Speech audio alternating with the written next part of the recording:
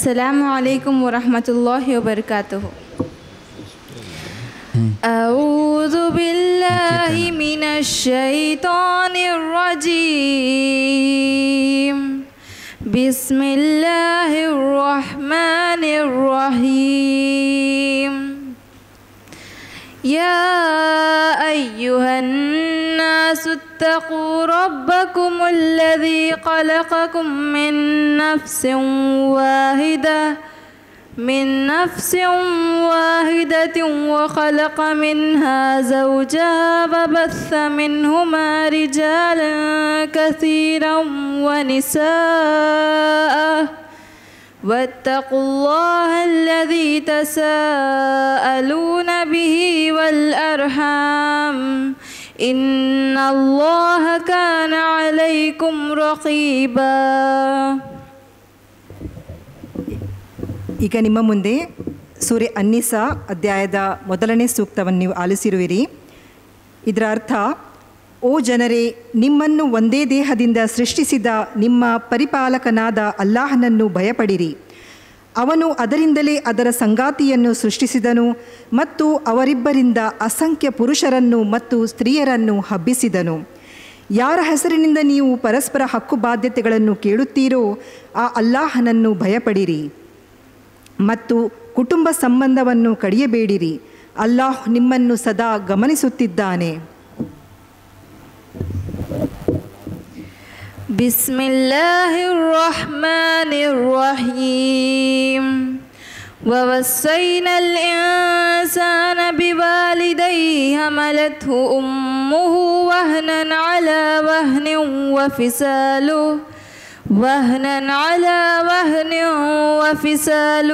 في عامين أن اشكر لي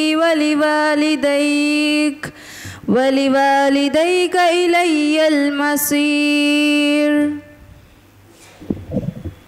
ಇದು ಅಧ್ಯಾಯ ಲುಕ್ಮಾನ್ ಇದರ 14ನೇ ಸೂಕ್ತವಾಗಿದೆ. ನಾವು ಮಾನವನಿಗೆ ಅವರ ತಂದೆ ತಾಯಿಗಳ ವಿಷಯದಲ್ಲಿ ಉಪದೇಶಿಸಿರುವೆವು. ಅವನ ತಾಯಿಯು ಸಂಕಷ್ಟದ ಮೇಲೆ ಸಂಕಷ್ಟಗಳನ್ನು ಸಹಿಸಿ ಅವನನ್ನು ತನ್ನ ಗರ್ಭದಲ್ಲಿ ಹೊತ್ತುಕೊಂಡಳು. ಅವನಿಗೆ ಎದೆಹಾಲು ಬಿಡಿಸಲು 2 ವರ್ಷಗಳು ತಗುಲಿದವು. ಆದ್ದರಿಂದ ನನಗೂ ನಿನ್ನ ತಂದೆ ತಾಯಿಗೂ ಕೃತಜ್ಞನಾಗಿರು. ಕೊನೆಗೆ ನೀನು ಮರಳಿ ಬರುವುದು ನನ್ನ ಬಳಿಗೇ ಆಗಿದೆ. ಸದಕಲ್ಲಾಹುಲ್ ಅಜೀಮ್. ಧನ್ಯವಾದಗಳು ಸಹೋದರಿ ಐಜಾ ಅಲ್ಮಾನ್. ಈ ಕಾರ್ಯಕ್ರಮದ ಮುಖ್ಯ ಅತಿಥಿಗಳು ಮತ್ತು ಸಂಪನ್ಮೂಲ ವ್ಯಕ್ತಿಗಳಾದ ಡಾಕ್ಟರ್ ವೀಣಾ ಕುಮಾರಿ ಇವರನ್ನು ನಾನು ವೇದಿಕೆ ಮೇಲೆ ಆಹ್ವಾನಿಸ್ತಾ ಇದ್ದೇನೆ.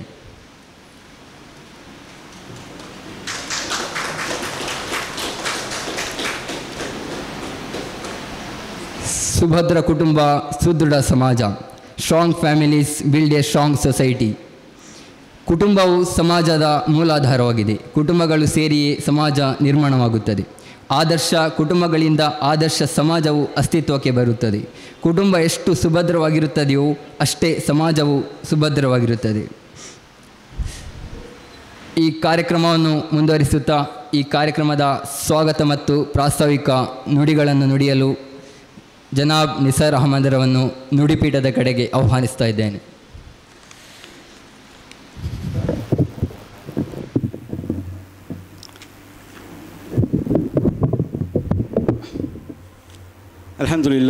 ಅಲ್ಹಮ್ದುಲಿಲ್ಲಾಹಿ ರಬ್ಬಿಲ್ ಆಲಮೀನ್.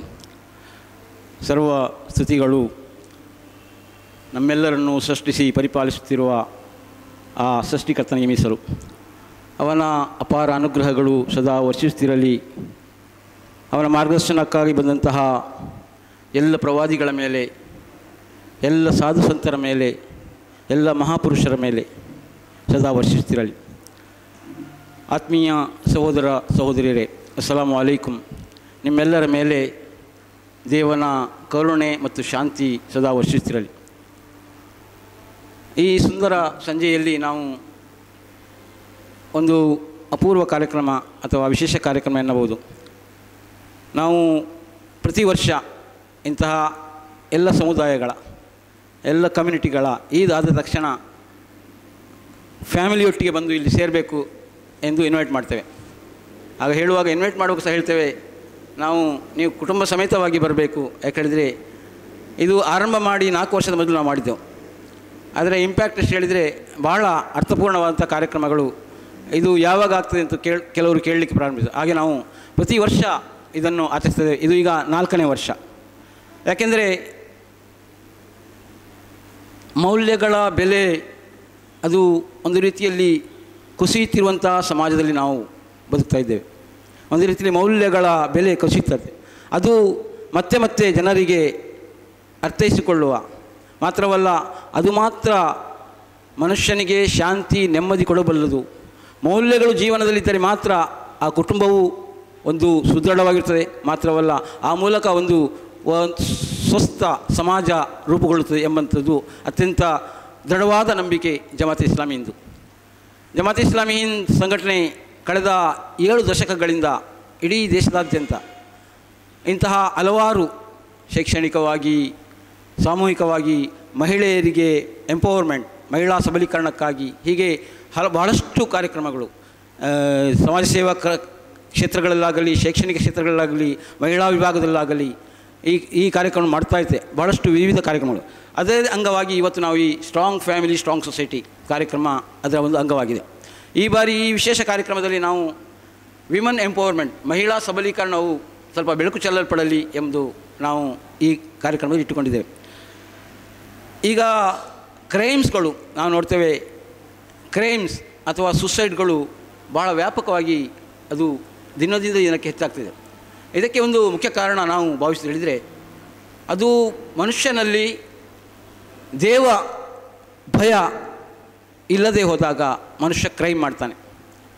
ಅದೇ ರೀತಿ ಸುಸೈಡಲ್ ಈ ಕೇಸ್ಗಳು ಯಾಕೆ ಇನ್ಕ್ರೀಸ್ ಆಗ್ತಾ ಹೇಳಿದರೆ, ದೇವನು ತನ್ನೊಂದಿಗೆ ಇದ್ದಾನೆ ಎಂಬಂತಹ ಸ್ಪಷ್ಟವಾದಂತಹ ಒಂದು ವಿಶ್ವಾಸ ಎನ್ನುವುದು ಅದು ಮನುಷ್ಯನಿಗೆ ಎಂತಹ ಸಂಕಷ್ಟದಲ್ಲಿದ್ದರೂ ಅವನಿಗೆ ಆ ಕೃತ್ಯಗಳಿಗೆ ಹೋಗಲು ಇದಾಗುವುದಿಲ್ಲ. ಈ 2 ವಿಷಯ, ಒಂದನೇದಾಗಿ ಮನುಷ್ಯನಿಗೆ ದೇವನ ಬಗ್ಗೆ ಇರುವಂಥ ವಿಶಾಲ ಕಲ್ಪನೆ, ದೇವನ ಬಗ್ಗೆ ದೃಢವಾದ ನಂಬಿಕೆ ರೂಢಮೂಲವಾದರೆ ಅವನು ಈ 2ರಿಂದಲೂ ಬಚಾವಾಗ್ತಾನೆ. ಸಂಕಷ್ಟಗಳೆಷ್ಟೇ ಬರಲಿ ಆ ಕೃತ್ಯಗಳಿಗೆ ಅವನು ಎಸಗಲು ಮುಂದಾಗುವುದಿಲ್ಲ.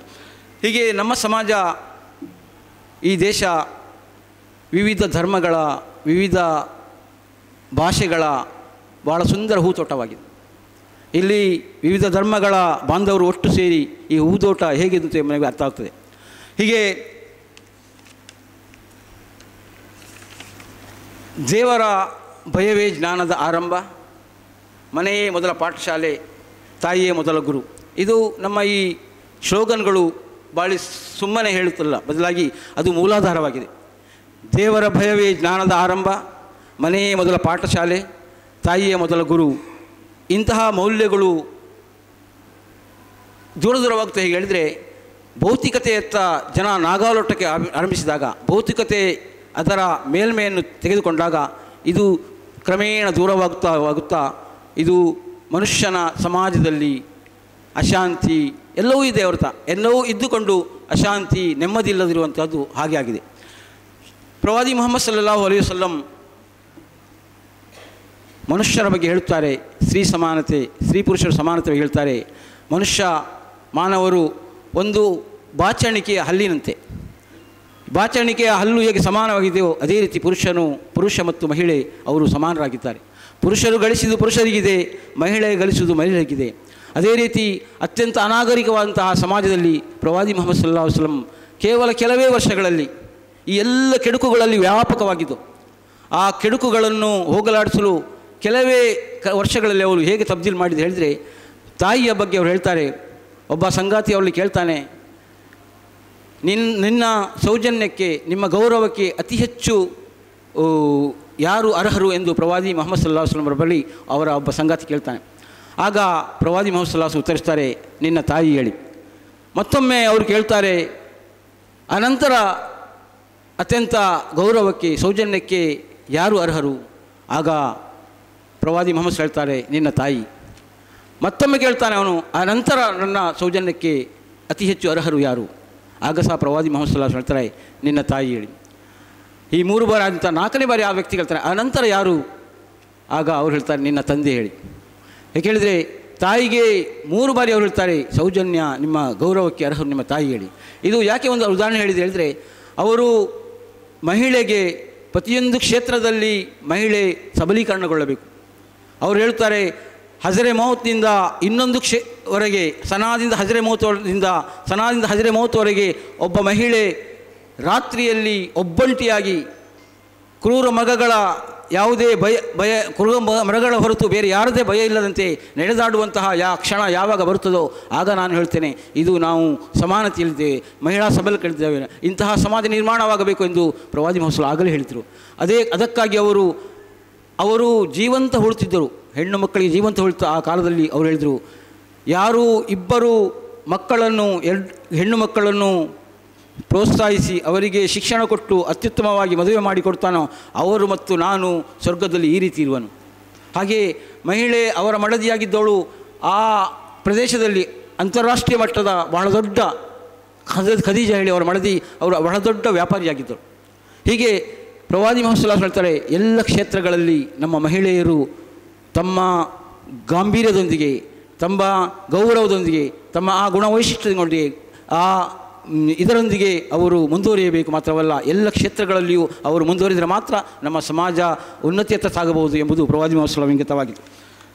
ನಮ್ಮ ಇಲ್ಲಿ ಈ ವಿಷಯದಲ್ಲಿ ಸ್ಟ್ರಾಂಗ್ ಫ್ಯಾಮಿಲಿ ಸ್ಟ್ರಾಂಗ್ ಸೊಸೈಟಿ ಎಂಬ ವಿಷಯದಲ್ಲಿ ನಮ್ಮ ಅತಿಥಿಗಳು ಬಹಳ ಬೆಳಕು ಚೆಲ್ಲಲಿದ್ದಾರೆ. ಅದೇ ರೀತಿ ಮಹಿಳಾ ಸಬಲೀಕರಣದ ಕುರಿತು ಸಹ ಇಲ್ಲಿ ಬೆಳಕು ಚೆಲ್ಲುತ್ತಾರೆ. ನಾನು ಇವತ್ತಿನ ಈ ಕಾರ್ಯಕ್ರಮದಲ್ಲಿ ಅರ್ಥಪೂರ್ಣವಾದಂಥ ವಿಷಯ ಇಲ್ಲಿ ಚರ್ಚಿಸಲ್ಪಡಲಿ ಎಂದು ಆಶಿಸುತ್ತೇನೆ. ಅದಕ್ಕೆ ನಮ್ಮೊಂದಿಗೆ ಅತಿಥಿಗಳು ನಿಮ್ಮ ಮುಂದೆ ಇದ್ದಾರೆ.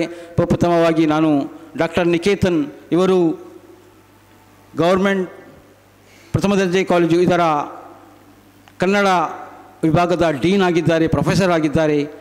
ಅವರು ತಮ್ಮ ಚಿಂತನೆಗಳು ನಮ್ಮೊಂದಿಗೆ ಹಂಚಿಕೊಂಡಿದ್ದಾರೆ. ನಾನು ಅವರಿಗೆ ತಮ್ಮೆಲ್ಲರ ಪರವಾಗಿ ಈ ಕಾರ್ಯಕ್ರಮಕ್ಕೆ ಹೃತ್ಪೂರ್ವಕವಾಗಿ ಸ್ವಾಗತಿಸ್ತಾ ಇದ್ದೇನೆ.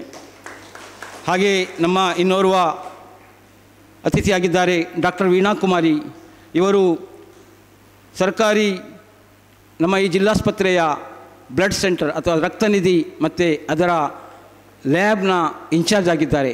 ನಮ್ಮ ಜಿಲ್ಲಾಸ್ಪತ್ರೆಯ ಇನ್ಚಾರ್ಜ್ ಆಗಿರುವಂತಹ ಇವರಿಗೆ ನಾನು ಡಾಕ್ಟರ್ ವೀಣಾ ಕುಮಾರಿ ಅವರಿಗೂ ನಾನು ನಮ್ಮೆಲ್ಲರ ಪರವಾಗಿ ಈ ಕಾರ್ಯಕ್ರಮಕ್ಕೆ ಹೃತ್ಪೂರ್ವಕ ಸ್ವಾಗತಿಸ್ತೇನೆ. ಹಾಗೆ ಇನ್ನೋರ್ವ ನಮ್ಮ ಮುಖ್ಯ ಅತಿಥಿ ಫಾದರ್ ಲಿಯೋ ಪ್ರವೀಣ್ ಡಿಸೋಜಾ. ಇವರು ಎಕ್ಯುಮಿಸಮ್ನ ಡೈರೆಕ್ಟರ್ ಆಗಿದ್ದಾರೆ. ಈ ಉಡುಪಿ ಡಯಾಸಿಸ್ನ ಎಕ್ಯುಮಿಸಮ್ ಸೆಕ್ಷನ್ನ ಡೈರೆಕ್ಟರ್ ಆಗಿದ್ದಾರೆ. ಅದೇ ರೀತಿ ಇದೇ ಮದರ್ ಆಫ್ ಸಾರೋಸ್ ಚರ್ಚ್ನ ಸಹಾಯಕ ಗುರುಗಳಾಗಿದ್ದಾರೆ. ನಾನು ನಮ್ಮೆಲ್ಲರ ಪರವಾಗಿ ಈ ಕಾರ್ಯಕ್ರಮಕ್ಕೆ ಅವರಿಗೆ ಹೃತ್ಪೂರ್ವಕವಾಗಿ ಸ್ವಾಗತಿಸ್ತೇನೆ. ಹಾಗೆಯೇ ಇವತ್ತಿನ ಈ ಕಾರ್ಯಕ್ರಮದ ಅಧ್ಯಕ್ಷತೆಯನ್ನು ವಹಿಸಲಿದ್ದಾರೆ ನಮ್ಮ ಜಮಾತೆ ಇಸ್ಲಾಮಿ ಹಿಂದ್ ಇದರ ರಾಜ್ಯ ಕಾರ್ಯದರ್ಶಿಗಳು. ಅದೇ ರೀತಿ ಇಡೀ ರಾಜ್ಯದಾದ್ಯಂತಹ ಕುರಾನ್ನ ಬಗ್ಗೆ ಅಲ್ಲಲ್ಲಿ ಪ್ರವಚನಗಳನ್ನು ಮಾಡುವಂತಹ ಚಿಂತಕರು, ಶಾಂತಿ ಪ್ರಕಾಶನ ಮಂಗಳೂರು ಇದರ ವ್ಯವಸ್ಥಾಪಕರು ಆಗಿರುವಂತಹ ಜನಾಬ್ ಮೊಹಮ್ಮದ್ ಕುನ್ನಿ ಅವರಿಗೆ ನಾನು ನಮ್ಮೆಲ್ಲರ ಪರವಾಗಿ ಈ ಕಾರ್ಯಕ್ರಮಕ್ಕೆ ಸ್ವಾಗತಿಸ್ತೇನೆ.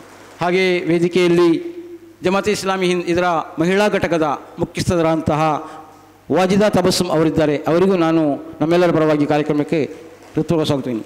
ಆತ್ಮೀಯರೇ, ಈ ಕಾರ್ಯಕ್ರಮ ನಾವು ಕ್ಲಬ್ನ ಸಮಯಕ್ಕೆ ಕೊನೆಗೊಳಿಸಲಿದ್ದೇವೆ. ಕಾರ್ಯಕ್ರಮದ ನಂತರ ಭೋಜನ ವ್ಯವಸ್ಥೆ ಇದೆ. ತಮ್ಮೆಲ್ಲರಿಗೂ ನಾನು ಈ ಅರ್ಥಪೂರ್ಣ ಕಾರ್ಯಕ್ರಮದಲ್ಲಿ ತದೇಕ ಚಿತ್ತದಿಂದ ಭಾಗವಹಿಸಿ ಈ ಕಾರ್ಯಕ್ರಮವನ್ನು ಯಶಸ್ವಿಗೊಳಿಸಬೇಕು ಮೇಲೆ ಕೇಳಿಕೊಳ್ತಾ ನನ್ನ ಸ್ವಾಗತ ಮಾತನ್ನು ಮುಗಿಸ್ತೇನೆ.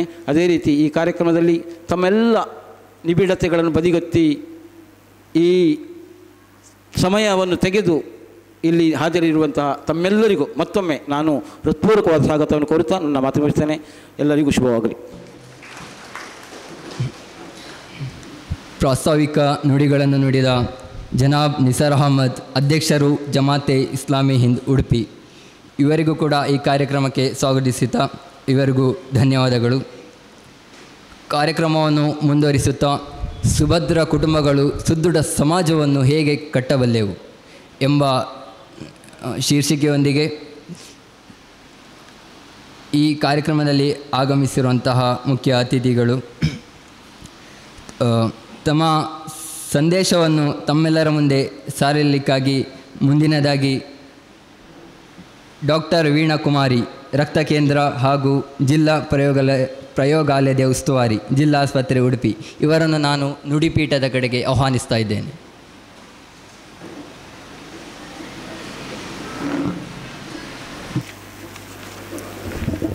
ವೇದಿಕೆಯಲ್ಲಿ ಇದ್ದಂತಹ ಎಲ್ಲರೂ ಹಾಗೂ ಆಗಮಿಸಿದ ತಮ್ಮೆಲ್ಲರಿಗೂ ನಮಸ್ತೆ. ನಾನು ಐ ಆಮ್ ಡಾಕ್ಟರ್ ವೀಣಾ. ನಾನು ಡಿಸ್ಟ್ರಿಕ್ಟ್ ಹಾಸ್ಪಿಟಲ್ ಉಡುಪಿಯಲ್ಲಿ ಬ್ಲಡ್ ಸೆಂಟರ್ ಮೆಡಿಕಲ್ ಆಫೀಸರ್ ಆಗಿ ಕೆಲಸ ಮಾಡ್ತಾಯಿದ್ದೇನೆ, ಹಾಗೂ ಡಿಸ್ಟ್ರಿಕ್ಟ್ ಲ್ಯಾಬ್ ಇನ್ಚಾರ್ಜ್ ಕೂಡ ಆಗಿರ್ತೇನೆ. ಸೊ ಈ ಜಿಲ್ಲೆಯಲ್ಲಿ 2010ಕ್ಕೆ ಈ ಜಿಲ್ಲಾ ಆಸ್ಪತ್ರೆ ಉಡುಪಿಗೆ ಸೇರಿರ್ತೇನೆ. ಹಾಗೂ ಅಂದಿನಿಂದ ಪ್ರಾಬಬ್ಲಿ ಇಲ್ಲಿದ್ದವರು almost everybody I know from Udupi. ನಾನು ಹಲವಾರು ಬ್ಲಡ್ ಡೊನೇಷನ್ ಕ್ಯಾಂಪ್ಸ್ ಹಾಗೂ ಇದರ ಹೆಲ್ತ್ ಕ್ಯಾಂಪ್ಸ್ ಎಲ್ಲ ನಡೆಸ್ತಾ ಬರ್ತಾ ಇದ್ದೇವೆ. So one thing I would like to say is, ಇವತ್ತಿನ ಈ ಒಂದು strong families build a strong society. Probably it's starts from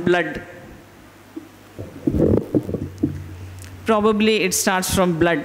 ನನ್ನ topic. I generally get involved in blood and blood related activities. So now rakta anta helidaga, it symbolizes family, isn't it? We all are born together by means of one life saving drug, and that is blood. So Iqbal sir nannanu illi kardaga, I actually didn't know the fact for what it was called. He did explain to me, nange explain madidru. It is a family get together wherein we talk about families. So families are the main strength of this society. When we have strong families, we have a strong society, isn't it? That is how we are all brought up. Probably the trend has changed. Ee trend ondu change aagta barta ide as we grow. Probably ನಮ್ಮ ಟೈಮಲ್ಲಿ it was a different system. ಆ ಹಿಂದಿನ ಟೈಮಲ್ಲಿ ನಾವು ಹೇಳಿದಾಗ Gurukul systems and all that was there. Nuclear family, joint families were existing. ಇವಾಗ ಆ ಒಂದು ಜಾಯಿಂಟ್ ಫ್ಯಾಮಿಲೀಸ್ ಪದ್ಧತಿ probably we are seeing in a less numbers, isn't it? So ಆ ಜಾಯಿಂಟ್ ಫ್ಯಾಮಿಲೀಸ್ ಇದ್ದಂಥ ಒಂದು ಪದ್ಧತಿ, that was a entirely different situation. ನಮಗೆ ಅಜ್ಜ ಅಜ್ಜಿ ಆ್ಯಂಡ್ ದೇರ್ ನೆಕ್ಸ್ಟ್ ಜನರೇಷನ್, ಹಾಗೆ ಜನರೇಷನ್ ಟು ಜನರೇಷನ್ ಪ್ರಾಬಬ್ಲಿ ಒಂದು ಫ್ಯಾಮಿಲಿಯಲ್ಲಿ I think 25 to 50 members were staying together. ನಾವು ಎಲ್ಲ ರೀತಿಯಲ್ಲಿ ಕೂಡ we use to join together, join hands together and be united as a family. But ಇವಾಗ ಆ ಟ್ರೆಂಡ್ ಚೇಂಜ್ ಆಗಿದೆ, where when we separate one particular son. ಈಗ ಒಂದು ಮಗ ಇನ್ನೊಂದು ಅವರು ಮದುವೆ ಆದ ನಂತರ ಸಪ್ರೇಟ್ ಆಗ್ತಾರೆ. They have their own system of families. ಅದೇ ರೀತಿ the trend has change and is continuing. What ever it is, family is family. So brief ಆಗಿ ಟೆಕ್ನಿಕಲಿ ಸ್ಪೀಕಿಂಗ್, ಫ್ಯಾಮಿಲಿ ನಾವು ಫ್ಯಾಮಿಲಿ ಟ್ರೀಸ್ ಅನ್ನು ಡಿಸ್ಕ್ರೈಬ್ ಮಾಡಿದಾಗ it is A generation tree where we are related by blood. ಈಗ blood ಬಗ್ಗೆ ಹೇಳಿದಾಗ I can speak a lot, right? We do hundreds and sir ಗೊತ್ತಿರ್ಬೋದು, ನಾವು ತುಂಬ ಮ್ಯಾಡಮ್ಗೆ ಗೊತ್ತಿರಬೇಕು. She does many voluntary blood donation camps in Har college. Sir ಕೂಡ ಹಲವಾರು blood donation, ತಾವೆಲ್ಲರೂ ಕೂಡ ಮೋಸ್ಟ್ಲಿ ನಾಗೇಶ್ ಉದ್ಯಾವರ್ ಸರ್ ಇದ್ದಾರೆ, ಇವರು ಕೂಡ ಹಲವಾರು ಬ್ಲಡ್ ಡೊನೇಷನ್ ಕ್ಯಾಂಪ್ಸ್ ಮಾಡಿದ್ದಾರೆ. ಈಗ ಬ್ಲಡ್ಡಿನ groups might be many, right? It can be A, it can be B, it can be A B, or it can be O. Blood groups are many, but we all unite by one single drug, and that is blood, isn't it? So blood related things anta helidaga we don't say it as a family. So family is only blood related? No, I don't think so. Family ಖಾಲಿ blood related ಅಂತ ಹೇಳಲಿಕ್ಕೆ ಆಗೋದಿಲ್ಲ. ಇವಾಗ ನಾವು ಒಂದು ಸಿಸ್ಟಮಲ್ಲಿ, ನಾವು ಒಂದು ಏರಿಯಾದಲ್ಲಿ ಇರ್ತೇವೆ. Our neighbours are also family, isn't it? They are also a family. ನಾವು ಪಕ್ಕದ ಮನೆಯವರು ಇರ್ತಾರೆ, ಹಲವಾರು ಜನಗಳು ನಮ್ಮ ಜೊತೆ ಸೇರಿ. ಈಗ ಆ ಏರಿಯಾದಲ್ಲಿ ಒಂದು ಫಂಕ್ಷನ್ ಇರುತ್ತೆ. ಆ ಫಂಕ್ಷನ್ ಇದ್ದಾಗ ನಾವೆಲ್ಲರೂ ಸೇರಿಕೊಂಡು ಆ ಮನೆಯಲ್ಲಿ ನಡೆಯುವಂಥ ಫಂಕ್ಷನ್ಗೆ ಕೈ ಜೋಡಿಸ್ತೇವೆ. So aren't they are family? They are. So families does not symbolize ಕಿ it is only through blood line, isn't it? It is also ನಾವು ಈ ಸೊಸೈಟಿಗೆ ಯಾವ ರೀತಿಯಲ್ಲಿ ಕಾಂಟ್ರಿಬ್ಯೂಟ್ ಮಾಡ್ತೇವೆ, that is it. Simple logic. ಇವಾಗ ಒಂದು ವ್ಯಕ್ತಿ ಬ್ಲಡ್ ಡೊನೇಟ್ ಮಾಡ್ತಾರೆ. ಆ ಬ್ಲಡ್ ಡೊನೇಟ್ ಮಾಡಿದಾಗ if you have donated blood, ನೀವು ಆ ಬ್ಲಡ್ ಬ್ಯಾಗನ್ನು ನೋಡಿ, does it symbolize your religion? ನಿಮ್ಮ ರಿಲಿಜನನ್ನು ಹೇಳ್ತಾರ, ನಿಮ್ಮ ಹೆಸರನ್ನು ಹೇಳ್ತಾರ, ನಿಮ್ಮ ವಯಸ್ಸನ್ನು ಹೇಳ್ತಾರ, ನಿಮ್ಮ ಸ್ಟೇಟಸನ್ನು ಹೇಳ್ತದ? ಯಾವುದನ್ನೂ ಹೇಳೋದಿಲ್ಲ, right? It is just a blood bag number. ಆ ಬ್ಲಡ್ ಬ್ಯಾಗ್ ನಂಬರ್ ಯಾರಿಗೆ ಸೇರ್ತದಂತ ನಿಮಗೆ ಗೊತ್ತಿರುತ್ತಾ? ಇಲ್ಲ. So when you donate a life saving drug, and ಇದು ರಕ್ತ ಅಂತ ನಾವು ಯಾವುದು ಫ್ಯಾಮಿಲಿ ಟ್ರೀ ಬಗ್ಗೆ ಮಾತಾಡ್ತೇವೆ, ಈ ಒಂದು ರಕ್ತ ಅಂತ ಇರುವಂಥ ಅಮೂಲ್ಯವಾದ ದ್ರವ ನೀವು ನೀಡಿದಂಥ ಈ ಜಸ್ಟ್ ಒಂದು 350 ml ಆಫ್ ಬ್ಲಡ್ ಯಾರಿಗೆ ಸೇರ್ತದಂತ ನೀವು ಯಾವಾಗಾದರೂ ಗಮನ ಕೊಟ್ಟಿದ್ದೀರಾ? We do not symbolize it as a Hindu, Christian or a Muslim, right? ನೀವು ಕೊಟ್ಟಿದ್ದಂಥ ಬ್ಲಡ್ ಯಾರಿಗೆ ಸೇರ್ತದಂತಲೂ ನಿಮಗೆ ಗೊತ್ತಿರೋದಿಲ್ಲ. But definitely we get a message, ನಿಮ್ಮ ಬ್ಲಡ್ ಕೊಟ್ಟಿದ್ದಂಥ ಬ್ಲಡ್ ಯಾರಿಗೆ ಸೇರ್ತದೆ, that day we receive a message, thank you for saving my life.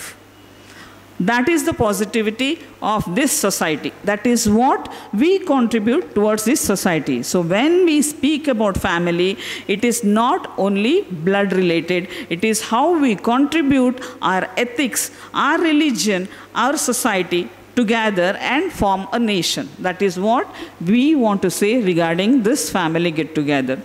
So briefly, what they do is they give us mental support, they give us emotional support. All these supports come in a family. So ಆ ಒಂದು emotional R psychological support ಈ ಬ್ಲಡ್ಡಲ್ಲಿ ಇರುವಂಥದ್ದು it just moves on from generation to generation. ನಮ್ಮ ಹಿರಿಯರು ನಮಗೆ ಏನು ಹೇಳಿಕೊಟ್ಟಿರ್ತಾರೆ, ದ್ಯಾಟ್ ಈಸ್ ವೆರಿ ಇಂಪಾರ್ಟೆಂಟ್. ನಮ್ಮ ಹಿರಿಯರು ನಮಗೆ ಯಾವ ರೀತಿಯ ಪಾಠ ನೀತಿ ಹೇಳಿಕೊಟ್ಟಿರ್ತಾರೆ, ಅದನ್ನು ನಾವು ಯಾವ ರೀತಿಯಲ್ಲಿ ಅನುಸರಿಸ್ತೇವೆ, ದ್ಯಾಟ್ ಈಸ್ ಇಂಪಾರ್ಟೆಂಟ್. ಆ ಅನುಸರಣೆಯನ್ನು ನಾವು ಯಾವ ರೀತಿಯಲ್ಲಿ ಸೊಸೈಟಿಯಲ್ಲಿ ಹಾಕ್ತೇವೆ, that is important, right? So always we have to stay positive, whatever be our religion, whatever be our community, or whatever be our society, right? We have to contribute to the society in a positive way, not at all in a negative way. ಅವರು ಹಾಗೆ ಮಾಡಿದರು, ಇವರು ಹೀಗೆ ಮಾಡಿದ್ರಂತ ಇದು ಬರುವುದಿಲ್ಲ. Right? Whenever we are contributing to a society, for example, blood donation kuda neevu ondu donate ಮಾಡಿದಾಗ it saves 3 lives, and that is the positivity of voluntary blood donation. This is not only about blood, it is about namma, see, whatever we are inculcated, whatever we are taught, ನಮ್ಮ ಹಿರಿಯರು, ನಮ್ಮ teachers, ನಮ್ಮ ತಂದೆ ತಾಯಿ ನಮಗೆ ಏನು ಹೇಳಿಕೊಡ್ತಾರೆ ಅದನ್ನೇ ನಾವು ನಮ್ಮ ಆ್ಯಕ್ಟಿವಿಟೀಸಲ್ಲಿ ಇನ್ಕಲ್ಕೇಟ್ ಮಾಡಿ we spread the message. This is what we are taught, and that is what we have to teach our children.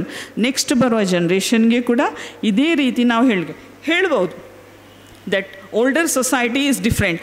ಅವರು ನಡೆದಂಥ ನೀತಿ, ಅವರು ನಡೆದಂಥ ಸಮಯ ಎಲ್ಲ ಸಪ್ರೇಟ್ ಅಂತ, ಇವಾಗ ನಡೀತಿರೋದು ಬೇರೆ ಅಂತ ಇರ್ಬೋದು. That is correct, I agree. ಅಂದಿನ ಟೈಮಲ್ಲಿ ಮೊಬೈಲ್ಸು ಇರಲಿಲ್ಲ, ಅಂದಿನ ಟೈಮಲ್ಲಿ ಫೋನ್ಸು ಇರಲಿಲ್ಲ, ಬಟ್ ಡೆಫಿನೆಟ್ಲಿ ಆ ಮೆಸೇಜ್ ಪಾಸ್ ಆಗ್ತಾಯಿತ್ತು. ಹೇಗೆ ಅದು ಒಂದು ವ್ಯಕ್ತಿಯಿಂದ ಇನ್ನೊಂದು ವ್ಯಕ್ತಿಗೆ ಕೊಡುವಂಥದ್ದು ಒಂದು ನೀತಿ. This was general definitely passing to one persons. ಇವಾಗ ನಾನು ಇಲ್ಲಿ ಬಂದು ಉಡುಪಿಯಲ್ಲಿದ್ದಾರೆ, ನನಗೆ ಪರಿಚಯ ಇದ್ದವರು ಎಲ್ಲರೂ ಇರ್ತಾರೆ. I don't know ABCD of Udupi, but right ನಾವು I know each and every part of Udupi, each and every individual in Udupi. ಅವರು ನನಗೆ ಗೊತ್ತಿದ್ದವರು ನನಗೆ ಹೇಳಿಕೊಟ್ಟಂಥ ಒಂದು ನೀತಿ. That is what we learn, and that is how we spread the message. We say many things we say, but what we have to do is only take the positive and of that. Take the positive end and be positive in whatever you say. Be positive on the blood group ide. Doesn't mean that only be positive blood groups are always positive. It is that we all try to do. Ivaga sir helidru women empowerment ಬಗ್ಗೆ, right? So women empowerment ಬಗ್ಗೆ ಹೇಳೋದಂದ್ರೆ there are 3 E's, right? Empowerment, education and employment. ಈ 3 E's ಅನ್ನು women ಅಂದರೆ ಹೆಂಗಸರು inculcate ಮಾಡಿದರೆ definitely the society will grow strong. So first ಅವರಿಗೆ education ಕೊಡಬೇಕು. ಎಜುಕೇಷನ್ ಕೊಟ್ಟ ನಂತರ we have to get them employed, so that ಅವರು ಮಾಡಿದಂಥ ಅವರು ಕಲಿತಂಥ ವಿದ್ಯೆ ಅವರಿಗೆ ಒಂದು ಒಂದು ಸ್ಥಾನಮಾನ ಕೊಟ್ಟು ಒಂದು ಸೊಸೈಟಿಯಲ್ಲಿ ಒಂದು ಪ್ಲೇಸ್ ಕೊಟ್ಟರೆ they get empowered. That is how we recognize women. So these 3 E's in women empowerment is very very essential. Not that ಈ ಜೆಂಡರ್ ಈಕ್ವಿಟಿ ಬಗ್ಗೆ, no, I don't agree with that. Gender equity, ಹೆಣ್ಣು ಗಂಡಿಗೆ ಸಮಾನತೆ, yes I agree in always, be it education or in the status or whatever it is. But there are certain things in a marriage. We do not say men is superior. Men and women are equal, but certain conditions, certain rituals ಗಂಡಸರಿಗೆ ಮಾತ್ರ ಸೀಮಿತ. It doesn't mean that women also should do such activities. Is it true? ಇಲ್ಲ. Certain things are restricted for men and men only have to do. Certain things are restricted to women and women only have to do. It doesn't mean that now ಅವರು ಆ ಥರ ಮಾಡಲಿಲ್ಲ ಅಂದರೆ we are not equal. It is not the question of equity. ಯಾವ ರೀತಿಯಲ್ಲಿ ಕೂಡ We are not below any. We are not here for a competition, right? We are here to see that we get educated, we show the society, we show our positivity in each and every way. So briefly, so when there is a family, there are many, the roots ಅಂದರೆ ನಾವು roots ಅಂದರೆ ನಾವು ಹಿಂದಿನ ಕಾಲದಿಂದ ಹೇಗೆ ಬಂದಿದ್ದೇವೆ, the roots mainly should be strong. When the roots are strong, then the same message passes on from one generation to another generation. It is not that the woman decides the baby in her womb is a male or a female. No, not at all, isn't it? It is the gender combination which decides the individual of the baby, right? So when a baby is born in a family, ನಮ್ಮಲ್ಲಿ ಇರುವಂಥ ಎಲ್ಲ educations ಇವಾಗ be it whatever community, ಅವರಿಗೆ ಅವರದೇ ಆದಂಥ ಒಂದು ನೀತಿ ಇದೆ. We follow that. We follow whatever it is. It does not mean we do not have to respect another. We have to respect whatever it is. We all come from a common tree, and that is humanity. ಆ humanity ಅಂತ ಒಂದು ಪದ ಇದ್ದರೆ ಮಾತ್ರ we can see that all are equal in this society, and that is how we bring strong families. So strong families contribute together to form a strong society, and strong societies, that is how we build in a strong nation. So I would like to say, so when family ಬಗ್ಗೆ ಮಾತಾಡಿದಾಗ, it is not about blood alone. It is not at all about blood alone. Bloodline ಅಲ್ಲಿ ಇರುವ, technically speaking, it is about bloodline. But there are adopted families also. ಈಗ ಒಂದು ಫ್ಯಾಮಿಲಿಯಲ್ಲೂ ಮಗು ಇಲ್ಲದಾಗ they adopt a child, right? So when they adopt a child, it doesn't mean that they carry the same bloodline. ಆ bloodline entirely different ಇರುತ್ತೆ.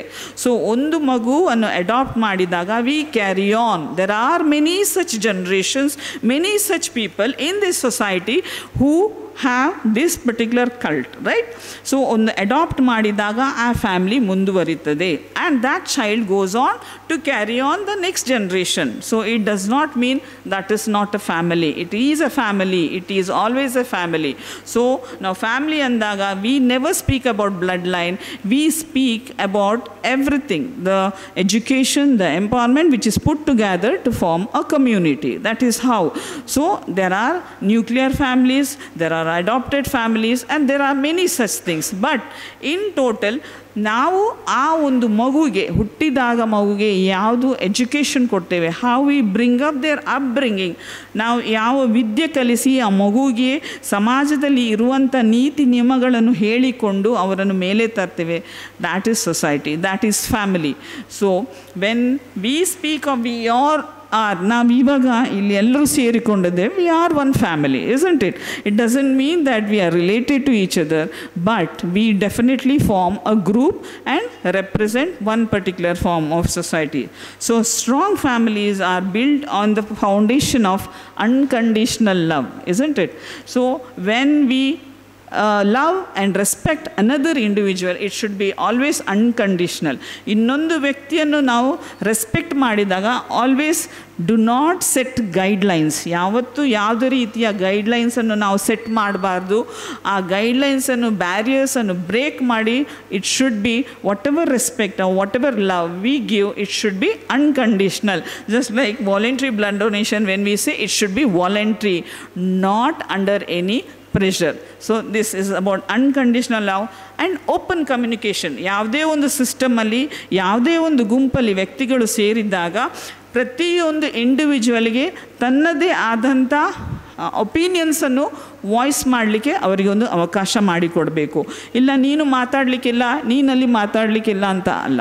They should have open communication. Open communicate ಮಾಡಿದಾಗ every individual in that group has the authority to speak. ಯಾವುದೇ ಒಂದು ವ್ಯಕ್ತಿ ಆಗಲಿ, be less education ಇದ್ದರೂ ಕೂಡ R ಸಣ್ಣದೇ ವಯಸ್ಸಲ್ಲಿ ಸಣ್ಣ ಇದ್ದರೂ ಕೂಡ ಅವರಿಗೆ ಅವರದೇ ಆದಂಥ ಒಂದು ಒಪಿನಿಯನ್ ಕೊಡಲಿಕ್ಕೆ ಅವರಿಗೆ ಒಂದು ಹಕ್ಕು ಇದೆ. So when they give open opinion regarding any particular decision, ಇವಾಗ ಯಾವುದೇ ಒಂದು ಡಿಸಿಷನ್ ತಗೊಳ್ಳೋ, it will be a group, right? So ಒಂದು ಗ್ರೂಪ್ ಒಂದು ಒಪಿನಿಯನ್ ಕೊಡುವಾಗ ಆ ಗುಂಪಲ್ಲಿ ಇದ್ದಂಥ ಪ್ರತಿಯೊಂದು ವ್ಯಕ್ತಿಯು ಕೊಟ್ಟಂಥ ಒಪಿನಿಯನ್ಗೆ ಅಷ್ಟೇ ಭಾರ ಇದೆ, right? One is that. And there should be shared values. ಒಂದು ಗ್ರೂಪಲ್ಲಿ ಇರುವಂಥ ಯಾವುದೇ ಒಂದು ವ್ಯಾಲ್ಯೂಸ್ ಇದ್ದಾಗ it should be equally accepted by everybody. ಈಗ ಯಾವುದೇ ಒಂದು ವ್ಯಕ್ತಿಗೆ ಆ ಒಂದು ಮಾತಲ್ಲಿ ಒಪ್ಪಿಗೆ ಇಲ್ಲದಿದ್ದರೆ they should voice out their opinion. ಆ ಒಪಿನಿಯನನ್ನು ವಾಯ್ಸ್ ಔಟ್ ಮಾಡಿದಾಗ then will no, then the rest of the members in the group will think, ಇಲ್ಲ ಪ್ರಾಬಬ್ಲಿ ಅದಕ್ಕೆ ಒಂದು ಬೆಲೆ ಇದೆ, probably it is wrong. So you reconsider your decision. Reconsider ಮಾಡಿಕೊಂಡು then you come to a conclusion. Maybe that ವ್ಯಕ್ತಿ always ಸರಿಯೇ ಇರಬೇಕಂತ ಇಲ್ಲ, ಕೆಲವೊಂದು ನ್ಯೂನತೆಗಳು ಇರ್ತದೆ, ಕೆಲವೊಂದು ತಪ್ಪುಗಳು ಇರ್ತದೆ. ಬಟ್ ಆ ತಪ್ಪುಗಳನ್ನು ತಿದ್ದುವಂಥದ್ದು ಆ ಗುಂಪಲ್ಲಿ ಇದ್ದಂಥ ಹಿರಿಯರಿಗೆ ಗೊತ್ತಿರ್ತದೆ. ಸೊ ಅವರು ತಿದ್ದಿಕೊಂಡು, ಯಾಕಂದರೆ ಅವರು ನೋಡಿರ್ತಾರೆ ಈ ಗುಂಪಲ್ಲಿ ಇದ್ದಂಥ ಅಥವಾ ಒಂದು ಫ್ಯಾಮಿಲಿಯಲ್ಲಿ ಇದ್ದಂಥ ಹಿರಿಯರಿಗೆ ಅವರು ಜೀವನವನ್ನು ನೋಡಿರ್ತಾರೆ. ಸೊ ಆ ಜೀವನವನ್ನು ನೋಡಿಕೊಂಡೆ ಆ ಒಂದು ವ್ಯಕ್ತಿ ಹೇಳಿದ ಮಾತಲ್ಲಿ ಸಮಾನತೆ ಇಲ್ಲದಿದ್ದರೆ ಅವರು ಅವರ ಒಪಿನಿಯನನ್ನು ವಾಯ್ಸ್ ಔಟ್ ಮಾಡಲಿಕ್ಕೆ ಅವರೊಂದು ಹಿತ್ತಿರ್ತಾರೆ. But we always listen to our elders. That is how we are taught.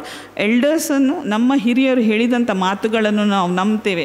ನಮ್ಮಲ್ಲಿ ಒಂದು we hug each other, that is a form of respect. ನಾವು ಅವರ ಕಾಲು ಹಿಡಿತೇವೆ, that is a form of respect. This is the respect that we show to the seniors. Also they should be mutual respect. ಅಂದರೆ ಒಂದು ವ್ಯಕ್ತಿ ಯಾವುದೇ ಸ್ಥಿತಿಯಲ್ಲಿ, ಯಾವುದೇ ಸ್ಟೇಟಸಲ್ಲಿ ಇದ್ದರೂ ಕೂಡ ಒಂದು ಗುಂಪಾಗಿ ನಾವು ಸೇರಿದಾಗ we are all equal. We should not say no she is that one, he is that one. ಹಾಗೆ ಅಲ್ಲ, ನಾವು ಎಲ್ಲರೂ ಒಂದು ಸೇರಿದಾಗ, ಎಲ್ಲರೂ ಒಂದು ಕಮ್ಯುನಿಟಿಯಾಗಿ ಒಟ್ಟಾಗಿ ಸೇರಿದಾಗ, ಒಂದು ಗುಂಪನ್ನು ಸೇರಿಕೊಂಡು ನಾವು ಒಂದು ಒಪಿನಿಯನನ್ನು ವಾಯ್ಸ್ ಔಟ್ ಮಾಡಿದಾಗ we are all equal in that community. I stand here not as a doctor but as a part of you. ನಿಮ್ಮದು ಒಂದು ಗುಂಪಲ್ಲಿ ಸೇರಿಕೊಂಡು ನಾನು ಒಬ್ಬಳು, ನನಗೂ ನನ್ನ ಒಪಿನಿಯನ್ ಹೇಳುವಂಥದ್ದು ಒಂದು ಹಕ್ಕಿದೆ, ನನಗೆ ರೈಟ್ಸ್ ಇದೆ, ನಾನು ಹೇಳ್ತೇನೆ, ನನ್ನನ್ನು ತಿದ್ದಿಕೊಳ್ಳಿ. That is what we ask. So open communication, self respect, mutual understanding, ಇದೆಲ್ಲವೂ ಒಂದು ಫ್ಯಾಮಿಲಿಯಲ್ಲಿ ನಾವು ಹಂಚಿದಾಗ we become stronger, we give out a stronger opinion. So ಗುಂಪಲ್ಲಿ ಸೇರಿದಾಗಿ ಎಲ್ಲರ ಒಪಿನಿಯನ್ಸ್ ಕೇಳಿಕೊಂಡು ನಾವು ಒಂದು ಮಾತನ್ನು ಹೇಳಿದಾಗ it becomes a stronger decision, a better decision and the best decision. ಅದನ್ನು ತಿದ್ಕೊಳ್ಬೋದು, ಎಲ್ಲರೂ ಸೇರಿಕೊಂಡು ತಿದ್ಬೋದು. So family values are something that we get from our elders. ಅದನ್ನೇ ನಾನು ಹೇಳಿದ್ದು, ಎಲ್ಡರ್ಸಿಂದ ಬಂದಂಥ ಒಂದು ಮಾತುಗಳನ್ನು ನಾವು ನಂಬಿಕೊಂಡು, ಹಿಂದಿನ ರೀತಿ ನೀತಿ ಪದ್ಧತಿ ಎಲ್ಲ ಪ್ರಾಬಬ್ಲಿ ಈಗಿನ ಜನ್ರೇಷನ್ಸ್ ಎಲ್ಲವನ್ನು ಆಕ್ಸೆಪ್ಟ್ ಮಾಡೋದಿಲ್ಲ, but they are the main reasons, they are the main root values of any relationship. ಹಿಂದಿನ ನೀತಿ ಪದ್ಧತಿಗಳನ್ನು ನಾವು ನಂಬಬೇಕು, ನಾವು ಅನುಸರಿಸಬೇಕು. ಅದಕ್ಕೂ ಇವತ್ತಿಗೂ ಬೆಲೆ ಇದೆ. And stronger, they are stronger than anything that we. So work as a good communication skills ಅಂತ, ಕಮ್ಯುನಿಕೇಷನ್ ಸ್ಕಿಲ್ಸ್ ಅಂತ ನಾನು ಹೇಳಿದ್ದೇನೆ. ಒಬ್ಬರನ್ನೊಬ್ಬರು ಮಾತಾಡಿಕೊಂಡು ನಾವು ಅರ್ಥ ಮಾಡಿಕೊಂಡ್ರೆ ಮಾತ್ರ we can improvise the communication skills. So that is what we have to do as a family. So we better do is as a family. So ಇವತ್ತು ನಾನು ಒಂದೇ ಮಾತು ಹೇಳ್ತೇನೆ. Thank you sir for calling me over here to honour this function. So let the only strong voice that I want to give across is that whatever be our community, whatever be our religion, we stand as one. We always stand as one. Whatever be our family, whatever be our upbringing or ನಮ್ಮ status ಸಂಪತ್ತು ಏನೂ ಇರಲಿ, we always stand as one. So help each other in their time of. ಒಬ್ಬರನ್ನೊಬ್ಬರು help ಮಾಡಿ. ನಮ್ಮಲ್ಲಿ blood ಬ್ಯಾಂಕಿಗೆ ಹಲವಾರು calls ಬರ್ತದೆ, ಆ ಒಂದು ಪೇಷಂಟಿಗೆ ಬ್ಲಡ್ ಕೊಡಿ. We never go to see their religion, we never go to see their community, but the only single voice is help save that life ಅಂತ. ಸೊ ಈ ಒಂದು ಮೆಸೇಜನ್ನು, ಸಂದೇಶವನ್ನು ನಾವೆಲ್ಲರೂ ಸೇರಿಕೊಂಡು we will spread a strong message to the society ki yarugo we will help each other, we will stay together and will stay united. Thank you. ರಕ್ತದಾನ ಮಹಾದಾನ ಎಂಬ ಸಂದೇಶದೊಂದಿಗೆ ನಮ್ಮೆಲ್ಲರನ್ನು ಉದ್ದೇಶಿಸಿ ಮಾತನಾಡಿದ ಡಾಕ್ಟರ್ ವೀಣಾ ಕುಮಾರಿ ಇವರಿಗೆ ತುಂಬು ಹೃದಯದ ಧನ್ಯವಾದಗಳು. ಕಾರ್ಯಕ್ರಮವನ್ನು ಮುಂದುವರಿಸುತ್ತಾ ಮುಂದಿನದಾಗಿ ನಮ್ಮನ್ನು ಉದ್ದೇಶಿಸಿ ಮಾತನಾಡಲು ಕ್ರೈಸ್ತ ಧರ್ಮಗುರುಗಳು ಲಿಯೋ ಪ್ರವೀಣ್ ಡಿಸೋಜಾ, ನಿರ್ದೇಶಕರು ಎಕ್ಯುಮೆನಿಸಮ್ ಉಡುಪಿ ಡಯಸಿಸ್ ಹಾಗೂ ಸಹಾಯಕ ಗುರುಗಳು mother of Sorrows Church Udupi, ಇವರನ್ನು ನಾನು ನುಡಿಪೀಠದ ಕಡೆಗೆ ಆಹ್ವಾನಿಸ್ತಾ ಇದ್ದೇನೆ.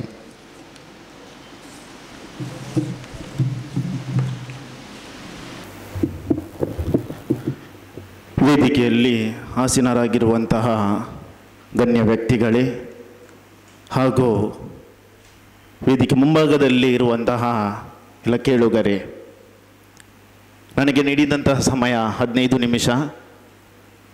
I suppose to start at 7:45, 7:45ಕ್ಕೆ ಪ್ರಾರಂಭಿಸಬೇಕಾಗಿತ್ತು. 8 ನನಗೆ ಸಮಯ ಕೊಟ್ಟಿದ್ದರು. ಸಮಯದ ಅಭಾವವಿದೆ. ಕೆಲವು ಮುಖ್ಯ ಮಾತುಗಳನ್ನು ಹೇಳಿ ನನ್ನ ಮಾತುಗಳನ್ನು ಕೊನೆಗೊಳಿಸುವಂಥ ಪ್ರಯತ್ನ ಮಾಡ್ತೇನೆ. ಸಮಯ ಲೇಟ್ ಇದನ್ನು ಕೈ ಎತ್ತಬಹುದು, ನಾನು ನಿಲ್ಲಿಸ್ತೇನೆ. ಸಹೋದರ ಸಹೋದರಿಯರೇ, ನಾವು ಈದ್ ಉಲ್ ಫಿತ್ರ್ ಅಂದರೆ ರಂಜಾನ್ ಹಬ್ಬದ ಈ ಸಮಯದಲ್ಲಿ ಇದ್ದೇವೆ. ಈ ರಂಜಾನ್ ಹಬ್ಬದ ಸಮಯ ನಮಗೆ ನಮ್ಮ ಬಗ್ಗೆ ಮತ್ತು ನಮ್ಮ ಪರರ ಬಗ್ಗೆ ಆತ್ಮಾವಲೋಕನವನ್ನು ಮಾಡಲಿಕ್ಕೆ ಒಂದು ತಿಂಗಳ ಒಂದು ಬದಿಗೊತ್ತಿಟ್ಟಂತಹ ಒಂದು ತಿಂಗಳು ಅಂತ ಹೇಳಬಹುದು. ಇದರಲ್ಲಿ ನಾವು ಉಪವಾಸವನ್ನು ಮಾಡುತ್ತೇವೆ. ಕಾರಣ ಉಪವಾಸ ಮಾಡಿ ಉಳಿತಾಯ ಮಾಡಬಹುದು ಎಂಬುದಂತಲ್ಲ. ನನ್ನ ಆತ್ಮೀಯ ಸಮಾಧಿ ಎಂಬ ವ್ಯಕ್ತಿ ಹತ್ರ ನಾನು ಕೇಳಿದ್ದೇನೆ, ಉಪವಾಸ ಮಾಡಿ ಉಳಿತಾಯ ಮಾಡಬಹುದಾ ಅಂತ. ಅದಕ್ಕೆ ಅವರು ನೇರವಾಗಿ ಹೇಳಿದಂಥ ಮಾತು, ಸತ್ಯವಾಗಿ ಹೇಳ್ತೇನೆ ಫಾದರ್, ಈ ರಂಜಾನ್ ತಿಂಗಳಲ್ಲಿ ಆಗುವಂಥ ಖರ್ಚು ಬೇರೆ ಯಾವ ತಿಂಗಳಲ್ಲೂ ಆಗುವುದಿಲ್ಲ. ಇದು ಬಹುಶಃ ಸತ್ಯವಾದಂತಹ ಮಾತು. ಎರಡನೇದಾಗಿ ಉಪವಾಸ ಮಾಡುವಂಥದ್ದು ಒಂದು, ನಾನು ಸ್ವಲ್ಪ ನೋವು ಏನೆಂಬುದನ್ನು ನನಗೆ ತಿಳಿದುಕೊಳ್ಳಬೇಕು. ಎರಡನೇದಾಗಿ ನೋವುಂಟು ಪಡುವಂತಹ ಜೀವನ ಕಷ್ಟದಲ್ಲಿರುವಂತಹ ಜನಗಳ, ಅಂದರೆ ಒಂದು ಹೊತ್ತಿನ ಊಟಕ್ಕೆ ಪರದಾಡುವ ವ್ಯಕ್ತಿಗಳ ಸ್ಥಿತಿಗತಿ ಏನು ಎಂಬುದನ್ನು ನಾನು ಅರಿತುಕೊಳ್ಳಬೇಕು. ಆವಾಗ ಮಾತ್ರ ನಾನು ಮಾಡುವ ಉಪವಾಸಕ್ಕೆ ಒಂದು ಸ್ವಲ್ಪ ಅರ್ಥವನ್ನು ಕೊಡಬಹುದು. ಇಲ್ಲದಿದ್ದರೆ ಉಪವಾಸ ಮಾಡಿ ಏನೂ ಪ್ರಯೋಜನವಿಲ್ಲ.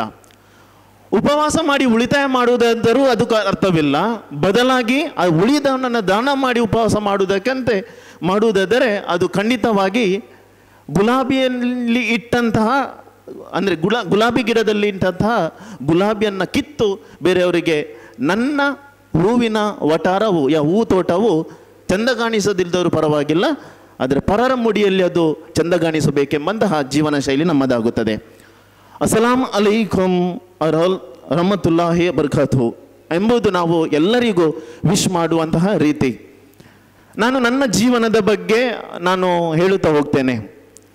ಸುಮಾರು 13 ವರ್ಷದ ಹಿಂದೆ ಕಾವಳಕಟ್ಟೆ ಬೀಚ್ ರೋಡ್ ಪಕ್ಕದಲ್ಲಿ ಒಂದು ಮಸೀದಿ ಇದೆ. ಅಲ್ಲಿಯ ಉಸ್ತಾದ್ ವೈದ್ಯರು, ಬಹುಜನರಿಗೆ ತಿಳಿದಿರಬಹುದು. ಸುಮಾರು 5 ವರ್ಷಗಳ ಕಾಲ ನಾನು ಅಲ್ಲಿ ವರ್ಷಂಪ್ರತಿ ದಿಕ್ರ್ ಮಸ್ಲೀಸ್ ಎಂಬ ಕಾರ್ಯಕ್ರಮವನ್ನು ಮಾಡ್ತಾ ಇದ್ದೇನೆ. ಅಂದರೆ I was working as A sound operator ಅಷ್ಟೇ. ಅಂದರೆ ಅಲ್ಲಿ ಸೇರುವಂತಹ ಜನ 2,000-3,000 ಜನಗಳಷ್ಟು ಜನ ಸೇರ್ತಾರೆ ಆ ದಿಕ್ರ್ ಮಸ್ಲೀಸಿಗೆ. ಬೇರೆ ಬೇರೆ ಗಣ್ಯ ಉಸ್ತಾದ್ಗಳು ಬಂದು ಪ್ರವಚನವನ್ನು ನೀಡ್ತಾರೆ. ಒಂದೇ ಕಾರಣ, ನಾವು ಒಗ್ಗಟ್ಟಾಗಿ ಬಾಳಬೇಕು. ಈಗ ನನಗೆ ಕೊಟ್ಟಂತಹ ವಿಷಯ, ಬಲಿಷ್ಠ ಕುಟುಂಬಗಳು ಬಲಿಷ್ಠ ಸಮಾಜವನ್ನು ನಿರ್ಮಿಸುತ್ತವೆ, ಸದೃಢ ಕುಟುಂಬ ಸದೃಢ ಸಮಾಜವನ್ನು ನಿರ್ಮಿಸುತ್ತದೆ. ಮೊದಲನೇದಾಗಿ ನಾವು ಅರಿತುಕೊಳ್ಳಬೇಕು, what is family, what is society. ಸಮಾಜ ಎಂದರೇನು, ಕುಟುಂಬ ಎಂದರೇನು, ನಿಜವಾದ ಕುಟುಂಬ ಎಂದರೆ ಏನು. ಕುಟುಂಬವು ಕೇವಲ ರಕ್ತ ಸಂಬಂಧಗಳ ಸಮೂಹ ಅಲ್ಲ. ಡಾಕ್ಟರ್ ಹೇಳಿದ್ರು ಮೊದಲಿಗೆ, ಇಲ್ಲಿ ರಕ್ತ ಸಂಬಂಧಕ್ಕೆ ಒತ್ತು ಜಾಸ್ತಿ ಕೊಡ್ತಾ ಬೇಕೇ. ನಾನು ವಿರೋಧವಾಗಿ ಸ್ವಲ್ಪ ಹೇಳ್ತಾ ಇದ್ದೇನೆ. ಕುಟುಂಬವು ಕೇವಲ ರಕ್ತ ಸಂಬಂಧಗಳ ಸಮೂಹ ಯಾವತ್ತೂ ಅಲ್ಲ. ಒಂದು ವೇಳೆ ಕುಟುಂಬವು ರಕ್ತ ಸಂಬಂಧಗಳ ಸಮೂಹ ಎಂದು ನಾವು ಮಾತನಾಡುತ್ತಿದ್ದರೆ ಖಂಡಿತವಾಗಿಯೂ ಇಲ್ಲಿ ಒಂದು ಮನೆಯೋ ಅಥವಾ 2 ಮನೆಯವರು ಮಾತ್ರ ಇರ್ತಿದ್ರು, ಇಷ್ಟು ಗಣ್ಯವ್ಯಕ್ತಿಗಳು ಅಥವಾ ನೀವು ಯಾರೂ ಇರ್ತಿರ್ಲಿಲ್ಲ. ಐ ಥಿಂಕ್ ಇಲ್ಲಿ ರಕ್ತ ಸಮೂಹಗಳ ಗುಂಪು ಯಾವುದೂ ಇಲ್ಲ. ಅಕ್ಕಪಕ್ಕದಲ್ಲಿ ನಾವು ಮಿತ್ರರೊಡನೆ ಕೂತ್ಕೊಂಡಿದ್ದೇವೆ. ಸೊ ಯಾವತ್ತು ರಕ್ತ ಸಂಬಂಧಗಳ ಸಮೂಹ ಅಲ್ಲ ಫ್ಯಾಮಿಲಿ. ಅದು ಪ್ರೀತಿಯ, ಕರುಣೆಯ ಮತ್ತು ಪರಸ್ಪರ ಗೌರವದ ಆಶ್ರಯ.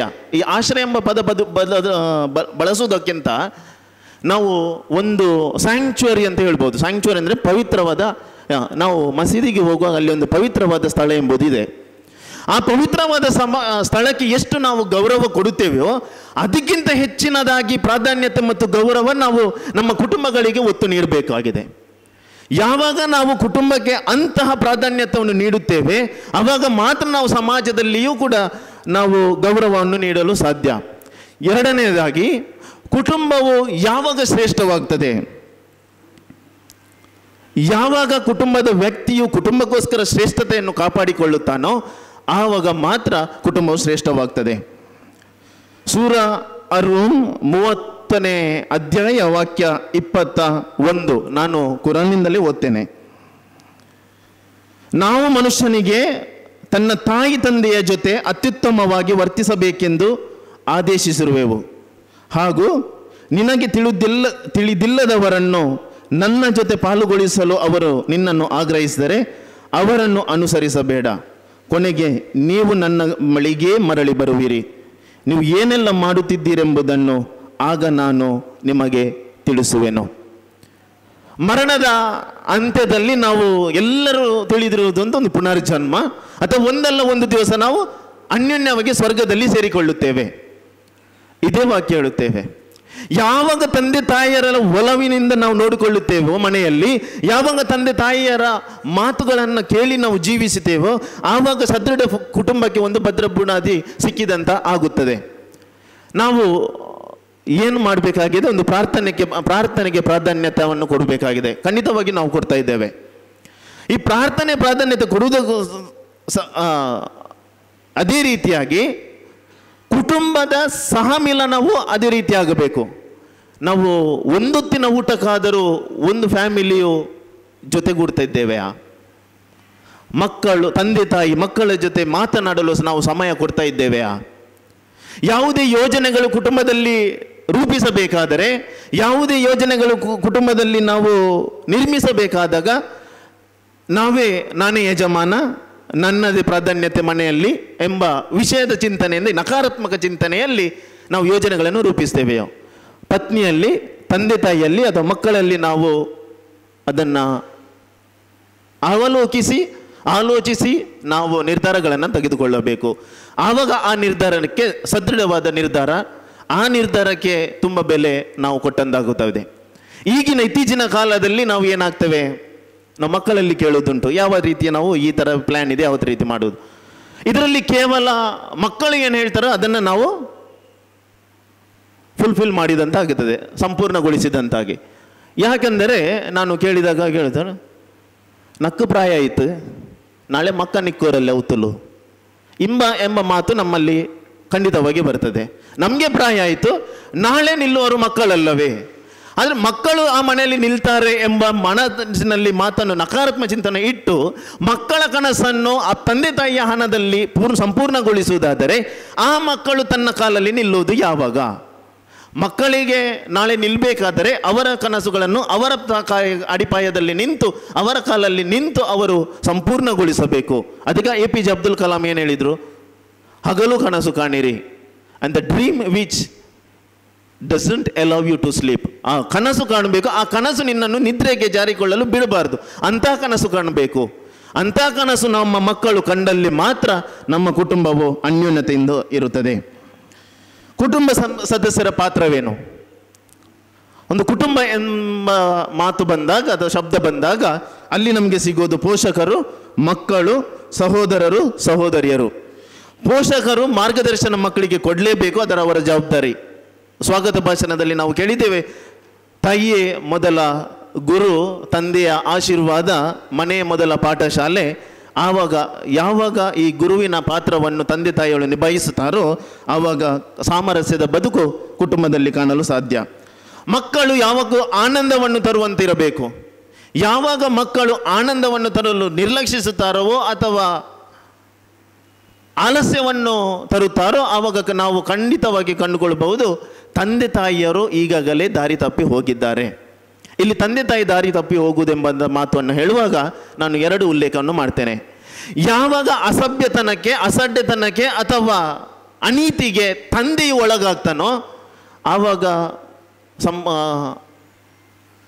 ಒಂದು 50% family as a fallen down, ಏನೋ ಒಂದು ಫ್ಯಾಮಿಲಿ ಹಾಳಾಗುವ ಪರಿಸ್ಥಿತಿಯಲ್ಲಿದೆ. ಅದಕ್ಕಿಂತ ಹೆಚ್ಚಾಗಿ ಯಾವಾಗ ಒಂದು ತಾಯಿ ಅಥವಾ ಕುಟುಂಬದ ಮಹಿಳೆಯು ಅಸಡ್ಡೆಗೆ, ಅಸಭ್ಯತನಕ್ಕೆ, ಅನೀತಿಗೆ ಒಳಗಾಗಿದೆಯೋ ದಟ್ ಫ್ಯಾಮಿಲಿ ಈಸ್ ಡೆಡ್. ಆ ಫ್ಯಾಮಿಲಿ ಸತ್ತಂತೆ. ಅದಕ್ಕೋಸ್ಕರ ತಂದೆ ತಾಯಿಯರ ಪಾತ್ರ ಏನೆಂಬುದನ್ನು ನಾವು ಚೆನ್ನಾಗಿ ಅರಿತುಕೊಳ್ಳಬೇಕು. ಸಹೋದರ ಸಹೋದರಿಯರು, ನಮ್ಮ ಫ್ಯಾಮಿಲಿಯಲ್ಲಿ ಕಾಣುವಂತಹ ಇನ್ನೊಂದು ಸಂಗತಿ. ಇಲ್ಲಿ ನಾವು ತುಂಬ ರೀತಿಯಲ್ಲಿ ನಾವು ತಪ್ಪಿ ಹೋಗಿದ್ದೇವೆ. ಸಹೋದರ ಸಹೋದರಿಯರ ಪಾತ್ರ ಸಂಗಾತಿ ಮತ್ತು ಬೆಂಬಲವನ್ನು ನೀಡುವಂಥದ್ದು.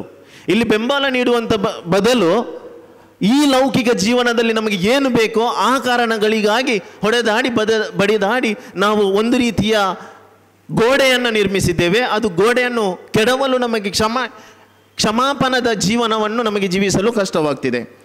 ಅದಕ್ಕೋಸ್ಕರ ನಾವು ಏನು ಮಾಡಬೇಕು? ಕುಟುಂಬಗಳ ಮೂಲಕ ಬಲಿಷ್ಠ ಸಮಾಜವನ್ನು ನಿರ್ಮಿಸಬೇಕು. ಇಲ್ಲಿ ಬಲಿಷ್ಠ ಸಮಾಜ ನಿರ್ಮಿಸಬೇಕಾದರೆ ನಮ್ಮ ಕುಟುಂಬ ಬಲಿಷ್ಠವಾಗಬೇಕು. ಈ ನಮ್ಮ ಕುಟುಂಬ ಹೇಗೆ ಬಲಿಷ್ಠಗೊಳಿಸಬಹುದು? ಕುಟುಂಬಗಳು ಸಮಾಜದ ಅಡಿಗಲ್ಲಾಗಿದೆ.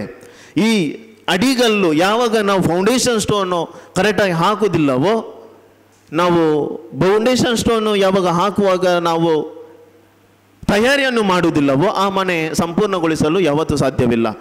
ಕುಟುಂಬಗಳ ಅಡಿಪಾಯವು ಅದೇ ರೀತಿ ಬಲಿಷ್ಠವಾದರೆ ಮಾತ್ರ ಸಮಾಜವು ಬಲಿಷ್ಠವಾಗುತ್ತದೆ. ಸಹೋದರ ಸಹೋದರಿಯರೇ, ಅಮೆರಿಕದ ಮಾಜಿ ಪ್ರಥಮ ಮಹಿಳೆ ಬರ್ಬರಾ ಬುಷ್ ಹೀಗಾಗಿ ಒತ್ತಿ ಹೇಳ್ತಾರೆ, ನಿಮ್ಮ ಕುಟುಂಬದ ಯಶಸ್ಸು ನಮ್ಮ ಸಮಾಜದ ಯಶಸ್ಸು. ವೈಟ್ ಹೌಸಲ್ಲಿ ಏನಾಗುತ್ತದೆ ಎಂಬುದರಲ್ಲಿ ಅಲ್ಲ, ಆದರೆ ನಿಮ್ಮ ಮನೆಯಲ್ಲಿ ಏನಾಗ್ತಿದೆ ಎಂಬುದರಲ್ಲಿ ಹೊಂದಿಕೊಂಡಿದೆ. ಏಕೆ ಹೇಳ್ತೀವಿ? ನಾವು ಮನೆಯಲ್ಲಿ ಕುಳಿತುಕೊಂಡು ಟಿ ವಿಯನ್ನು ವೀಕ್ಷಿಸ್ತೇವೆ. ಅಲ್ಲಿ ಅದಾಯಿತು, ಇಲ್ಲಿ ಇದಾಯಿತು, ಪಾರ್ಲಿಮೆಂಟಲ್ಲಿ ಇದಾಯಿತು, ಇಲ್ಲಿ ರೇಟ್ ಜಾಸ್ತಿ ಆಯಿತು ಎಂಬುದರ ಎಲ್ಲದರ ಬಗ್ಗೆ ನಾವು ಮಾತಾಡ್ತೀವಿ. ನಾವು ಯಾವುದೋ ಪಕ್ಷಕ್ಕೆ ಸಪೋರ್ಟ್ ಮಾಡಿ ಮಾತಾಡ್ತಾ ಇಲ್ಲ, ನಾವು ಜೀವನ ಶೈಲಿಯಲ್ಲಿ ನೋಡಿ ಮಾತಾಡುವ. ಅಲ್ಲಿ ಇದಾಯಿತು, ಇಲ್ಲಿ ಇದೆ ಆಯಿತು, ಪಾರ್ಲಿಮೆಂಟಲ್ಲಿ ಎಲ್ಲ ಮೀಟಿಂಗ್ ಆಯಿತು ಎಂಬುದರಲ್ಲಿ ಎಲ್ಲ ರೇಟ್ ಜಾಸ್ತಿ ಆಯಿತು ಎಲ್ಲವನ್ನು ಮಾತಾಡ್ತೇವೆ. ಡ್ರಗ್ಸ್, ಅಫೀಮು, ಜೂಜು ಇತರ ಸಂಘಟನೆಗಳಿಗೆ ನಮ್ಮ ಮನೆಯ ವ್ಯಕ್ತಿಯೇ ಬಲಿಯಾದಾಗ ಅಥವಾ ಇದರ ವ್ಯಕ್ತಿಯಲ್ಲಿ ಅವಲಂಬಿತವಾದಾಗ ಅಲ್ಲಿ ನಾವು ಪೋಲು ಮಾಡುತ್ತಿರುವ ಹಣವೆಷ್ಟು? ಆ ಹಣದ ಸಂಗ್ರಹಿಸಲು ಸುರಿಸಿದ ಬೆವರಿನ ನೆನಪು ಕೂಡ ನಮಗೆ ಆಗುವುದಿಲ್ಲ. ಆವಾಗ ಪೋಲು ಮಾಡುವ ಹಣದನ್ನು ನಾವು ಸ್ವಲ್ಪ ಉಳಿತಾಯ ಮಾಡಿದರೆ ಖಂಡಿತ ನಮ್ಮ ಕುಟುಂಬ ಬಲಿಷ್ಠವಾಗುತ್ತದೆ. ನಾವು ಮನೆಯಲ್ಲಿ ನಿಂತು ಎಲ್ಲೋ ಆಗುತ್ತಿರುವ ಘಟನೆಗಳ ಬಗ್ಗೆ ಅವಲೋಕಿಸುತ್ತೇವೆ. ನಮ್ಮ ಮನೆಯಲ್ಲಿ ಏನಾಗ್ತಿದೆ, ನಮ್ಮ ಬಟ್ಟಲಿನ ಅನ್ನ ಯಾಕೆ ಕೊಳೆಯುತ್ತಿದೆ, ಅದು ನಾವು ಯಾವತ್ತೂ ಮರೆಯೋದಿಲ್ಲ. ಎರಡನೇದಾಗಿ, ನಮ್ಮ ಸಮಾಜ ಅಥವಾ ನನ್ನ ಮನೆ ಬಲಿಷ್ಠವಾಗಬೇಕಾದರೆ ನಮ್ಮ ನೆರೆಕರೆಯರ ಬಗ್ಗೆ ಒಳ್ಳೆತನ ಸಂಬಂಧ ಇರಲೇಬೇಕು. ಪ್ರತ್ಯೇಕವಾಗಿ ಯಾವಾಗ ಈ ಮತ್ಸರ ಎಂಬ ಪದ ಹುಟ್ಟಿಕೊಳ್ತದೋ ಆವಾಗ ಕುಟುಂಬಗಳು ಸ್ವಲ್ಪ ಈ ಬಿರುಕುಗೊಂಡಂತೆ. ಯಾಕೆ ಹೇಳ್ತಿದ್ದೇನೆಂದರೆ, ನಮಗೆ ಮದಮತ್ಸರ ಆಗುವುದೇ ನನ್ನ ಮನೆಯಲ್ಲಿ ದೀಪ ಉರಿದಾಗಲ್ಲ. ನನ್ನ ಮನೆಯಲ್ಲಿ ಕತ್ತಲಿದ್ದು ಪರರ ಮನೆಯಲ್ಲಿ ದೀಪ ಉರಿಯುತ್ತೆಂದರೆ ನಮಗೆ ಸ್ವಲ್ಪ ಇನುಕ್ಲಿಕ್ಕೆ ನಾವು ಸ್ಟಾರ್ಟ್ ಮಾಡ್ತೇವೆ. ಇದನ್ನು ಬಿಟ್ಟು ನಾವು ಏನಿದೆ ಅದರಲ್ಲಿ ಸಂತೋಷ ಪಡಿ. ಅದಕ್ಕಾಗಿ ಬೈಬಲ್ ಗ್ರಂಥ ಮತ್ತಾಯನ ಅಧ್ಯಾಯ 5ರಲ್ಲಿ ನಾವು ಓದ್ತೇವೆ, ನೀನು ಪರರಿಂದ ನೀನು ಏನು ಬಯಸುತ್ತೀಯೋ ಅದನ್ನು ನೀನು ಮಾಡಿ ತೋರಿಸು, ಆವಾಗ ನಿನ್ನ ಜೀವನಕ್ಕೆ ಯಶಸ್ಸು ಕಟ್ಟಿಟ್ಟ ಬುತ್ತಿ. ಆ ರೀತಿಯ ಸಮಾಜ ನಾವು ಮಾಡಿ ಜೀವಿಸೋಣ. ಆವಾಗ ಖಂಡಿತವಾಗಿಯೂ ನಮಗೆ ಯಶಸ್ಸು ನಮಗೆ ಸಿಗುತ್ತದೆ. ಮೊಹಮ್ಮದ್ ಪೈಗಂಬ ಸಲ್ಲಲ್ಲಾಹು ಅಲೈಹಿ ವಸಲ್ಲಂ ಹೀಗೆ ಹೇಳ್ತಾರೆ, ನಮ್ಮಲ್ಲಿ ಶ್ರೇಷ್ಠರು ಎಂದರೆ ತಮ್ಮ ಕುಟುಂಬಗಳಿಗೆ ಶ್ರೇಷ್ಠರಾಗಿರುವವರು. ನಾವು ಸಮಾಜಕ್ಕೆ ನಾವು ಗಾದೆ ಮಾತನ್ನು ಕೊಡುವುದಾದರೆ ಊರಿಗೆ ಉಪಕಾರಿ ಮನೆಗೆ ಮಾರಿ. ಈ ವಾಕ್ಯವನ್ನು ನಾವು ಅವಲೋಕಿಸಿದಾಗ ನಮ್ಮ ಮನೆಗೆ ಶ್ರೇಷ್ಠತೆಯಿಂದ ಜೀವಿಸಿ ಪರರಿಗೆ ಸಮಾಜಕ್ಕೆ ಶ್ರೇಷ್ಠತೆಯನ್ನು ತಂದಾಗ ಮಾತ್ರ ಅದು ಯಶಸ್ಸಿನ ದಾರಿ. ಅದಕ್ಕೋಸ್ಕರ ಮದರ್ ತೆರೇಸಾ ಅವರು ಹೇಳ್ತಾರೆ, ಊರಿನಲ್ಲಿ ಶಾಂತಿ ಇಲ್ಲ, ನೆಮ್ಮದಿ ಇಲ್ಲ, ಅಶಾಂತಿ ಇದೆ ಎಂಬುದನ್ನು ಹೇಳುವುದಕ್ಕಿಂತ ಮೊದಲು ನೀನು ನಿನ್ನ ಮೊದಲ ಮನೆಗೆ ತೆರಳು, ಅಲ್ಲಿ ಶಾಂತಿ ಹೇಗೆ ನೆಲೆಸಿದೆ ಎಂಬುದನ್ನು ಅವಲೋಕಿಸು, ನಂತರ ನಿನ್ನ ಮನೆಯ ಮೊದಲ ಮೆಟ್ಟಿಲನ್ನು ಕೆಳಗೆ ಇಳಿದು ನೋಡು. ಯಾವಾಗಲೂ ನಾವು ಸಮಾಜಕ್ಕೆ ಶಾಂತಿ ತರುವುದಕ್ಕಿಂತ ಮೊದಲು ಮನೆಗೆ ಶಾಂತಿಯನ್ನು ತರಬೇಕಾಗಿದೆ. ಮನೆಯಲ್ಲಿ ಶಾಂತಿ ನೆಲೆಸಿದರೆ ಪರರ ನೆರೆಕರಲ್ಲಿ ಶಾಂತಿ ನೆಲೆಸುತ್ತದೆ. ಯಾವಾಗ ಮನೆಗಳಲ್ಲಿ ಶಾಂತಿ ನೆಲೆಸುತ್ತದೋ ವಿಲೇಜ್ ಅಥವಾ ಊರಿನಲ್ಲಿ, ಗ್ರಾಮದಲ್ಲಿ ಶಾಂತಿ, ಗ್ರಾಮದಿಂದ ಜಿಲ್ಲೆಯಲ್ಲಿ, ಜಿಲ್ಲೆಯಿಂದ ದೇಶದಲ್ಲಿ, ರಾಜ್ಯದಲ್ಲಿ, ದೇಶದಲ್ಲಿ, ಹೀಗೆ ವಿಶ್ವದಲ್ಲಿಯ ಶಾಂತಿಯನ್ನು ಕಾಪಾಡಿಕೊಳ್ಳಲು ನಾವು ಸಾಕ್ತೇವೆ. ಯಾವಾಗ ಈ ಶಾಂತಿ ಎಂಬ ಪದ ಭದ್ರವಾಗಿ ನೆಲೆಸುತ್ತದವೋ ಆವಾಗ ಮಾತ್ರ ನಮ್ಮ ಕುಟುಂಬವು ಸುಭದ್ರ, ಸಮಾಜವು ಸುಭದ್ರ. ಅವಕಾಶಕ್ಕಾಗಿ ಧನ್ಯವಾದಗಳು.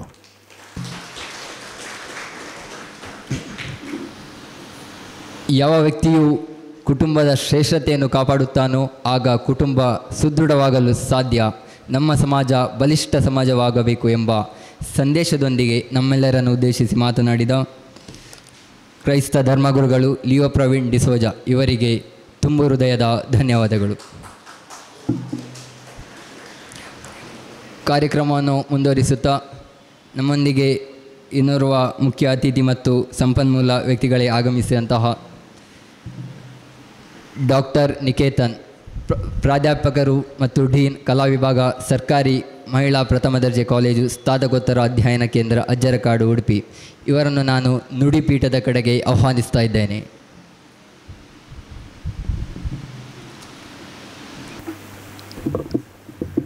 ಈ ಒಂದು ಅರ್ಥಪೂರ್ಣವಾದಂತಹ ವಿಚಾರ ಸಂಕಿರಣವನ್ನು ಆಯೋಜಿಸಿರುವಂತಹ ಸಂಘಟಕರಿಗೆ ಮೊದಲನೇದಾಗಿ ವಂದಿಸಿಕೊಳ್ತಾ ಕೃತಜ್ಞತೆಗಳನ್ನು ಸಲ್ಲಿಸಿಕೊಳ್ತಾ ವೇದಿಕೆಯ ಮೇಲೆ ಹಾಗೂ ಎದುರಿನಲ್ಲಿ ಆಸೀನರಾಗಿರುವ ಎಲ್ಲ ಬಂಧುಗಳಿಗೂ ಕೂಡ ಪ್ರೀತಿಯ ನಮಸ್ಕಾರಗಳು.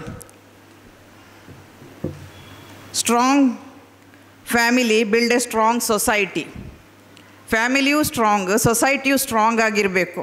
ಎರಡೂ ಕಡೆ ಈ ಸ್ಟ್ರಾಂಗ್ ಎನ್ನುವಂಥ ಒಂದು ಶಬ್ದ ಇದೆ. ನನಗೆ ನೀಡಿರುವಂಥ ಒಂದು 15 ನಿಮಿಷದ ಒಳಗಡೆ ನಾನು ಎಷ್ಟು ಸ್ಟ್ರಾಂಗ್ ಆಗಿ ವಿಚಾರಗಳನ್ನು ನಿಮ್ಮ ಜೊತೆಗೆ ಹಂಚಿಕೊಳ್ತೇನೆ ಅನ್ನುವಂಥ ಒಂದು ಭಯ ಇದೆ.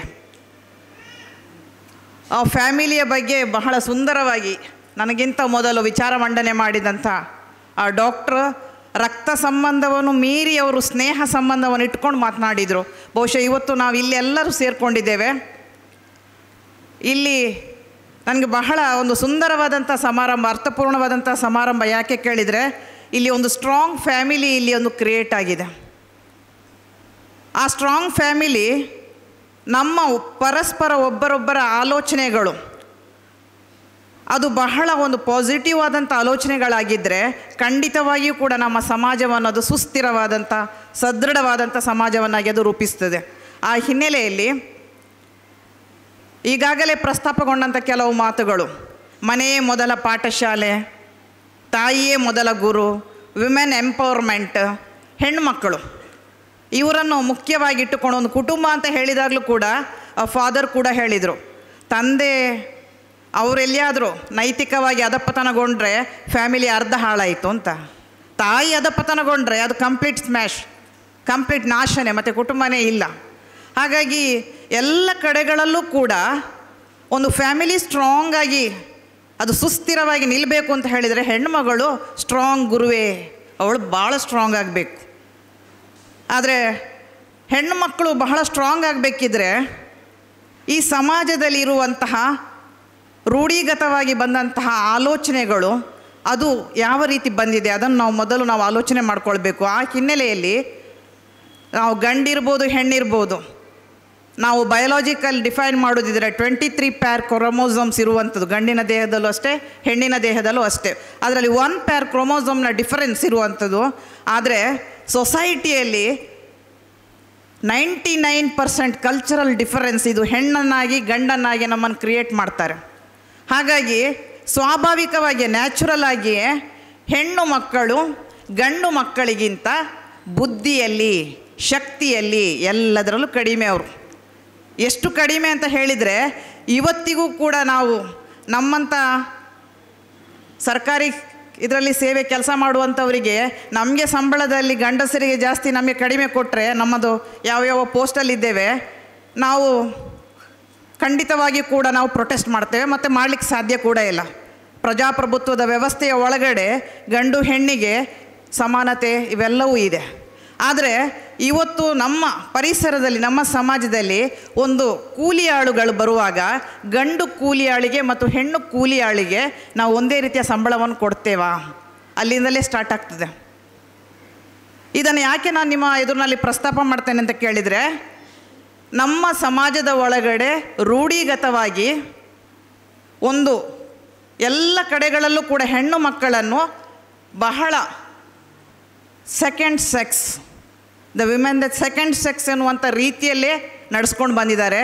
ಈಗಾಗಲೇ ಪ್ರಸ್ತಾಪ ಮಾಡಿದಂತಹ ದಾರ್ಶನಿಕರು, ಸಂತರು, ಮಹನೀಯರು ಆ ಹೆಣ್ಣು ಮಕ್ಕಳನ್ನು ಅವರ ಸ್ಥಾನಮಾನವನ್ನು ಎತ್ತರಿಸಿ ಸಮಾಜದಲ್ಲಿ ಸಮಾನತೆಯನ್ನು ಅದನ್ನು ಸಾಧಿಸುವಂಥ ಕೈಂಕರ್ಯದಲ್ಲಿ ಅವರು ತೊಡಗಿಸಿಕೊಂಡ ಪರಿಣಾಮ ಇವತ್ತು ನಾವು ಇಲ್ಲಿವರೆಗೆ ಬಂದಿದ್ದೇವೆ.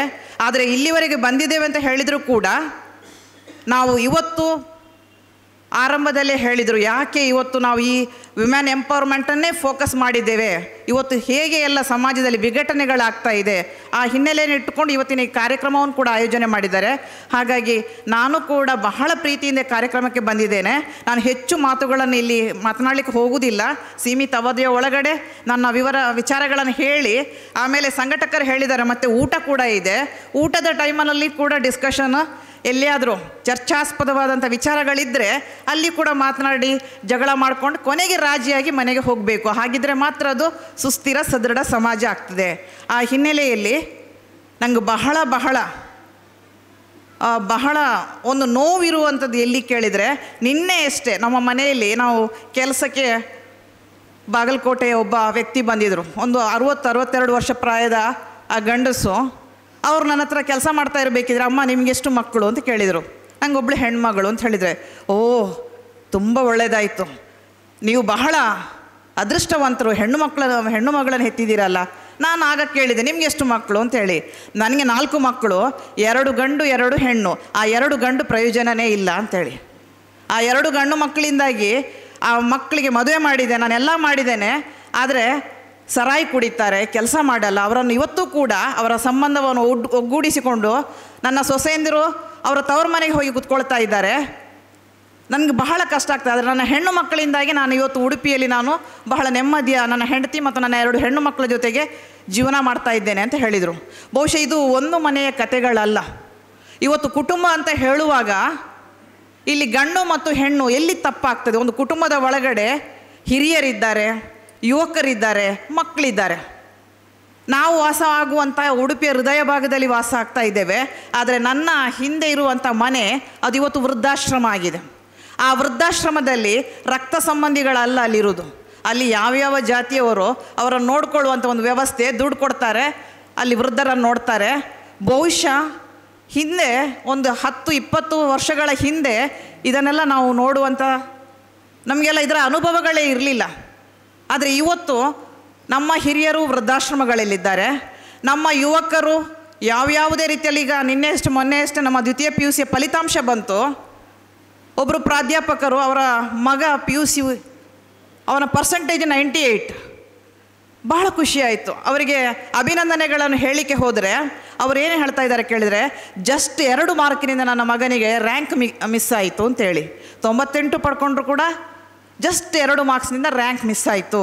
ಬಹುಶಃ ಈ ಸ್ಪರ್ಧೆ ಅನ್ನುವಂಥದ್ದು ಎಷ್ಟು ನಮ್ಮ ಮಕ್ಕಳನ್ನು, ಆ ಮಕ್ಕಳು ಇವಾಗ ರೆಡಿ ಆಗ್ತಾ ಇರ್ತಾರೆ, ಅವರನ್ನು ಮಾತನಾಡಿಸಿದ್ರೆ ಅವ್ರು ಹೇಳ್ತಾರೆ ಟೆನ್ಷನ್ ಟೆನ್ಷನ್ ಟೆನ್ಷನ್. ಯಾಕೆ ಈ ಟೆನ್ಷನ್ ಬರ್ತಾ ಇದೆ? ಹಾಗಿದ್ರೆ ನಮ್ಮ ಸ್ಟ್ರಾಂಗ್ ಫ್ಯಾಮಿಲಿ ಹೇಗಾಗಬೇಕು? ಆ ಸ್ಟ್ರಾಂಗ್ ಫ್ಯಾಮಿಲಿ ಆಗೋದರ ಜವಾಬ್ದಾರಿಯನ್ನು ಯಾರು ತಗೊಳ್ಬೇಕು ಕೇಳಿದರೆ ಅದು ನಮ್ಮೆಲ್ಲರ ಜವಾಬ್ದಾರಿ.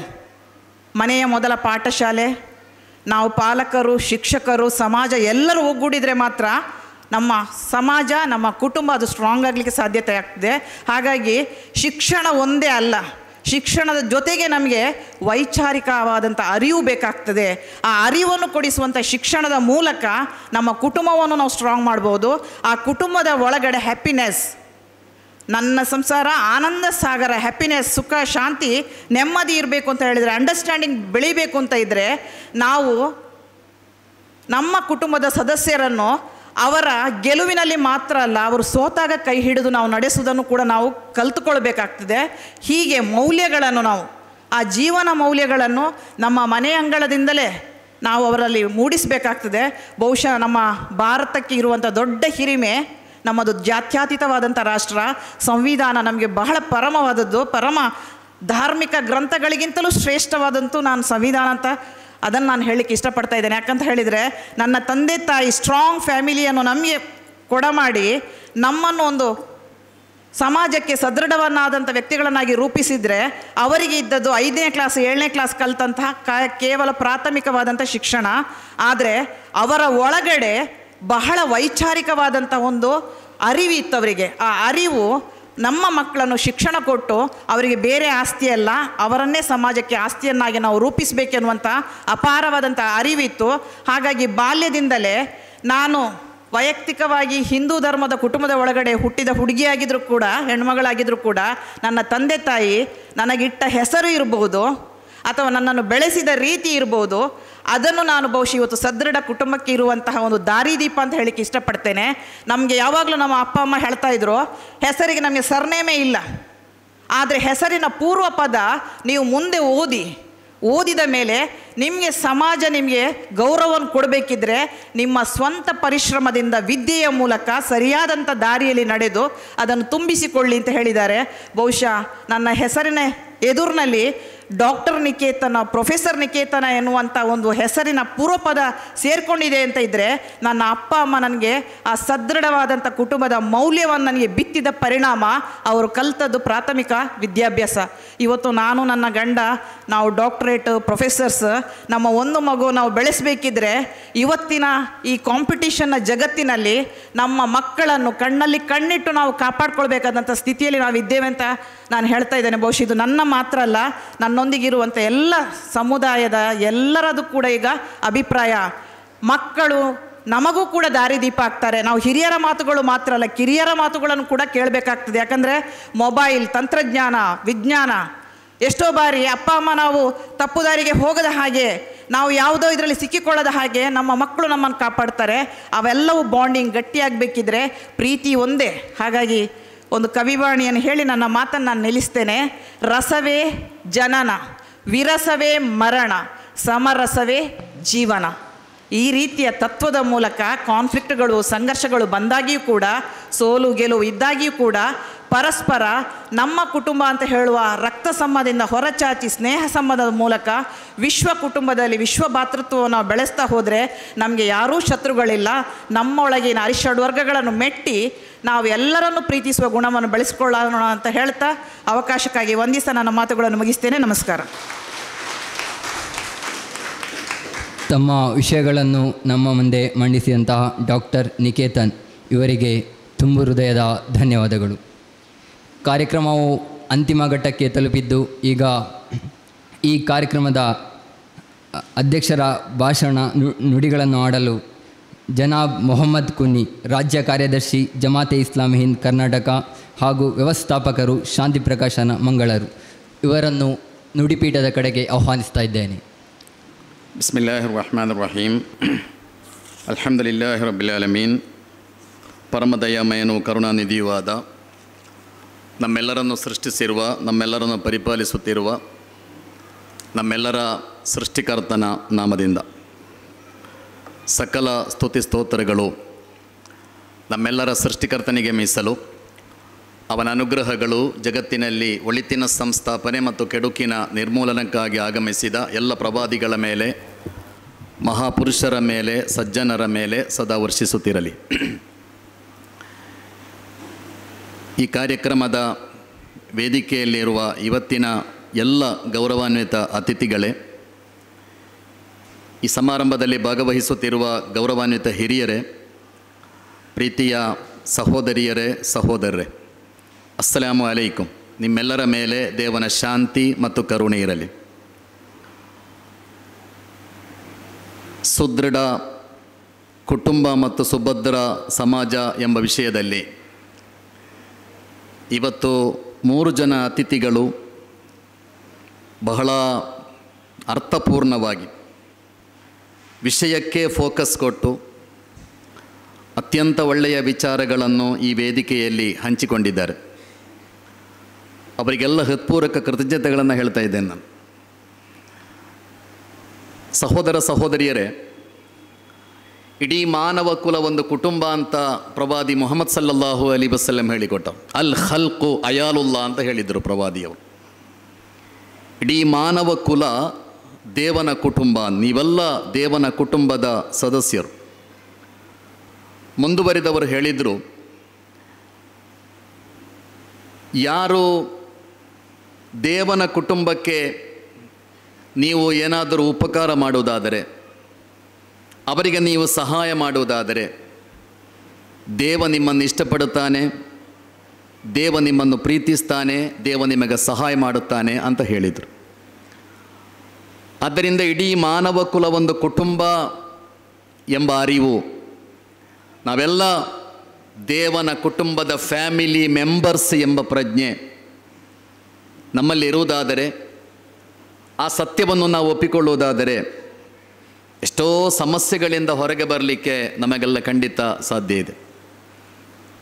ಸಹೋದರ ಸಹೋದರಿಯರ ಕುಟುಂಬದ ಬಗ್ಗೆ ಮಾತಾಡುವಾಗ ಇದು ಯಾವುದೋ ಒಂದು ಧರ್ಮದವರ ಸಮಸ್ಯೆ ಅಲ್ಲ. ಇವತ್ತು ಕುಟುಂಬದ ವ್ಯಾಲ್ಯೂಸ್ಗಳು ಯಾವುದಿದೆ, ಪರಂಪರಾಗತವಾಗಿ ನಾವೆಲ್ಲ ಬಹಳ ಪವಿತ್ರವಾಗಿ ಕಾಪಾಡಿಕೊಂಡು ಬಂದಿದ್ದ ಕುಟುಂಬದ ಮೌಲ್ಯಗಳು, ಕುಟುಂಬದ ವ್ಯಾಲ್ಯೂಸ್ಗಳು, ಅದೆಲ್ಲ ಇವತ್ತು ಆಧುನಿಕತೆಯ ಹೆಸರಲ್ಲಿ, ಸ್ವಾತಂತ್ರ್ಯದ ಹೆಸರಲ್ಲಿ ಕೊಚ್ಚಿ ಹೋಗುತ್ತಾ ಇದೆ. ಕುಟುಂಬಗಳು ಶಿಥಿಲವಾಗುತ್ತಿರುವ ಕಾಲ ಇದು. ಕುಟುಂಬ ಎಂಬುದು ಒಂದು ದೈವಿಕ ವ್ಯವಸ್ಥೆ, ಅದು ದೇವನ ಬಹಳ ದೊಡ್ಡ ಅನುಗ್ರಹ ಕುಟುಂಬ ಎಂಬುದು. ಕುಟುಂಬದ ಸಿಸ್ಟಮ್ ಜಗತ್ತಿನ ಯಾವುದೋ ಕಾನೂನುಗಳು ಮಾಡಿದ್ದಲ್ಲ. ತಂದೆ ಮತ್ತು ಮಕ್ಕಳ ಮಧ್ಯೆ ಇರುವ ಸಂಬಂಧ, ಪತಿ ಮತ್ತು ಪತ್ನಿಯ ಮಧ್ಯೆ ಇರುವ ಸಂಬಂಧ, ಅಣ್ಣ ತಮ್ಮಂದಿರ ಮಧ್ಯೆ ಇರುವ ಸಂಬಂಧ, ಇದೆಲ್ಲ ಜಗತ್ತಿನ ಯಾವುದೋ ಕಾನೂನುಗಳೋ ಯಾವುದೋ ಸಂವಿಧಾನಗಳು ಮಾಡಿದ್ದಲ್ಲ. ಅದೆಲ್ಲ ಡಿವೈನ್ಲಿ ಡಿಸೈನ್ಡ್ ಸಿಸ್ಟಮ್ ಅಂತ. ಇದೆಲ್ಲ ದೈವಿಕವಾದ ಒಂದು ವ್ಯವಸ್ಥೆ. ದೇವ ಹೀಗೆ ಮಾಡಿದ್ದಾನೆ, ಜಗತ್ತಿನ ಯಾವುದೋ ಸಂವಿಧಾನಗಳು ಮಾಡಿದ್ದಲ್ಲ ಇದು. ನಮ್ಮ ಸಂಬಂಧ ಹೇಗಿರಬೇಕು ಎಂದು ಜಗತ್ತಿನ ಯಾವುದೋ ಕಾನೂನುಗಳು ನಿರ್ಧರಿಸುವುದೂ ಅಲ್ಲ. ಅದೆಲ್ಲ ಒಂದು ದೈವಿಕವಾದಂತಹ ನಿಯಮ, ಡಿವೈನ್ಲಿ ಡಿಸೈನ್ಡ್ ಸಿಸ್ಟಮ್. ಮತ್ತು ಕುಟುಂಬ ಎಂಬುದು ದೇವನ ಅತಿ ದೊಡ್ಡ ಅನುಗ್ರಹವಾಗಿದೆ. ಪವಿತ್ರ ಕುರ್ಆನ್ನಲ್ಲಿ ಮಾನವ ಬದುಕಿನ ಆರಂಭವೇ ಕುಟುಂಬದೊಂದಿಗೆ ಅಂತ ಹೇಳುತ್ತದೆ ಕುರ್ಆನ್. ಯಾ ಆದಮುಸ್ಕುನ್ ಅಂತ ವಜೌಜುಕಲ್ ಜನ್ನ ಎಂಬುದು ಕುರ್ಆನ್ನ ಸೂಕ್ತ.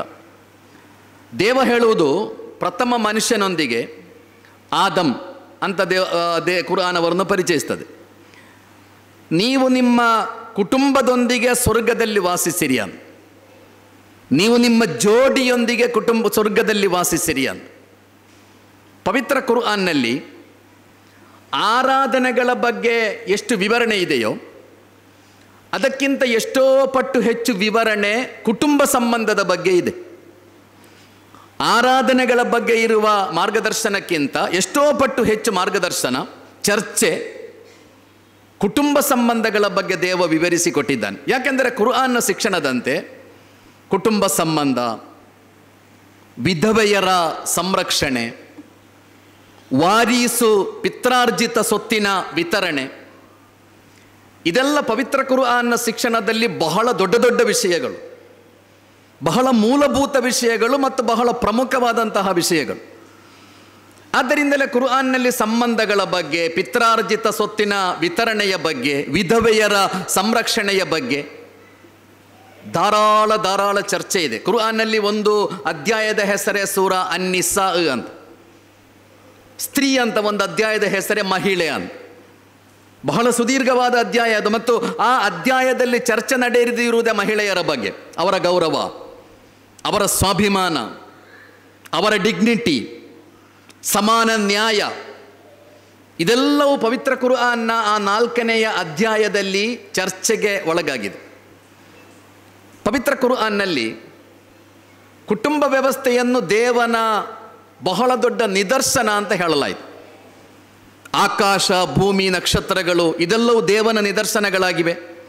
ವಮಿನ್ ಆಯಾತಿಹಿ ಖಲ್ಕುಸ್ ಸಮಾವಾತಿ ವಲ್ ಅರ್ಳ್, ದೇವನ ನಿದರ್ಶನಗಳು ಆಕಾಶ, ಭೂಮಿ, ಸೂರ್ಯ, ಚಂದ್ರ, ಗ್ಯಾಲಕ್ಸಿ, ಗ್ರಹೋಪಗ್ರಹಗಳು, ಇದೆಲ್ಲ ದೇವನ ನಿದರ್ಶನ ಅಂತ ದೇವ ಹೇಳಿದ. ಅದೇ ರೀತಿ ವಮಿನ್ ಆಯಾತಿಹಿ ಅನ್ ಖಲಕಲಕುಂ ಮಿನ್ ಅನ್ಫುಸಿಕುಂ ಅಜ್ವಾಜ, ನಿಮ್ಮ ಕುಟುಂಬ ದೇವನ ನಿದರ್ಶನ ಅಂತ ಕುರ್ಆನ್ ಹೇಳುತ್ತದೆ. ಆಕಾಶ ಭೂಮಿಯಲ್ಲಿ, ಸೂರ್ಯ ಚಂದ್ರ ಇವುಗಳಲ್ಲಿ ಏನಾದರೂ ಒಂದು ಸಣ್ಣ ನ್ಯೂನತೆ ಉಂಟಾದರೆ ಅದರ ಪರಿಣಾಮ ಬಹಳ ಮಾರಕ ಆಗಿರುತ್ತದೆ. ಸೂರ್ಯ ಒಂದು ದಿವಸ ಉದಯಿಸುವುದಕ್ಕೆ 5 ನಿಮಿಷ ತಡ ಆದರೆ ಏನಾಗ್ಬೋದು?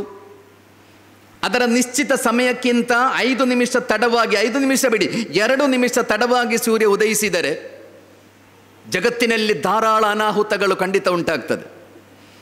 ನಿಶ್ಚಿತ ಸಮಯಕ್ಕಿಂತ 2 ನಿಮಿಷ ಮುಂಚೆಯೋ ತಡವಾಗಿಯೋ ಸೂರ್ಯ ಅಸ್ತಮಿಸಿದರೆ ಧಾರಾಳ ಅನಾಹುತಗಳು ಆಗುತ್ತದೆ ಜಗತ್ತಿನಲ್ಲಿ.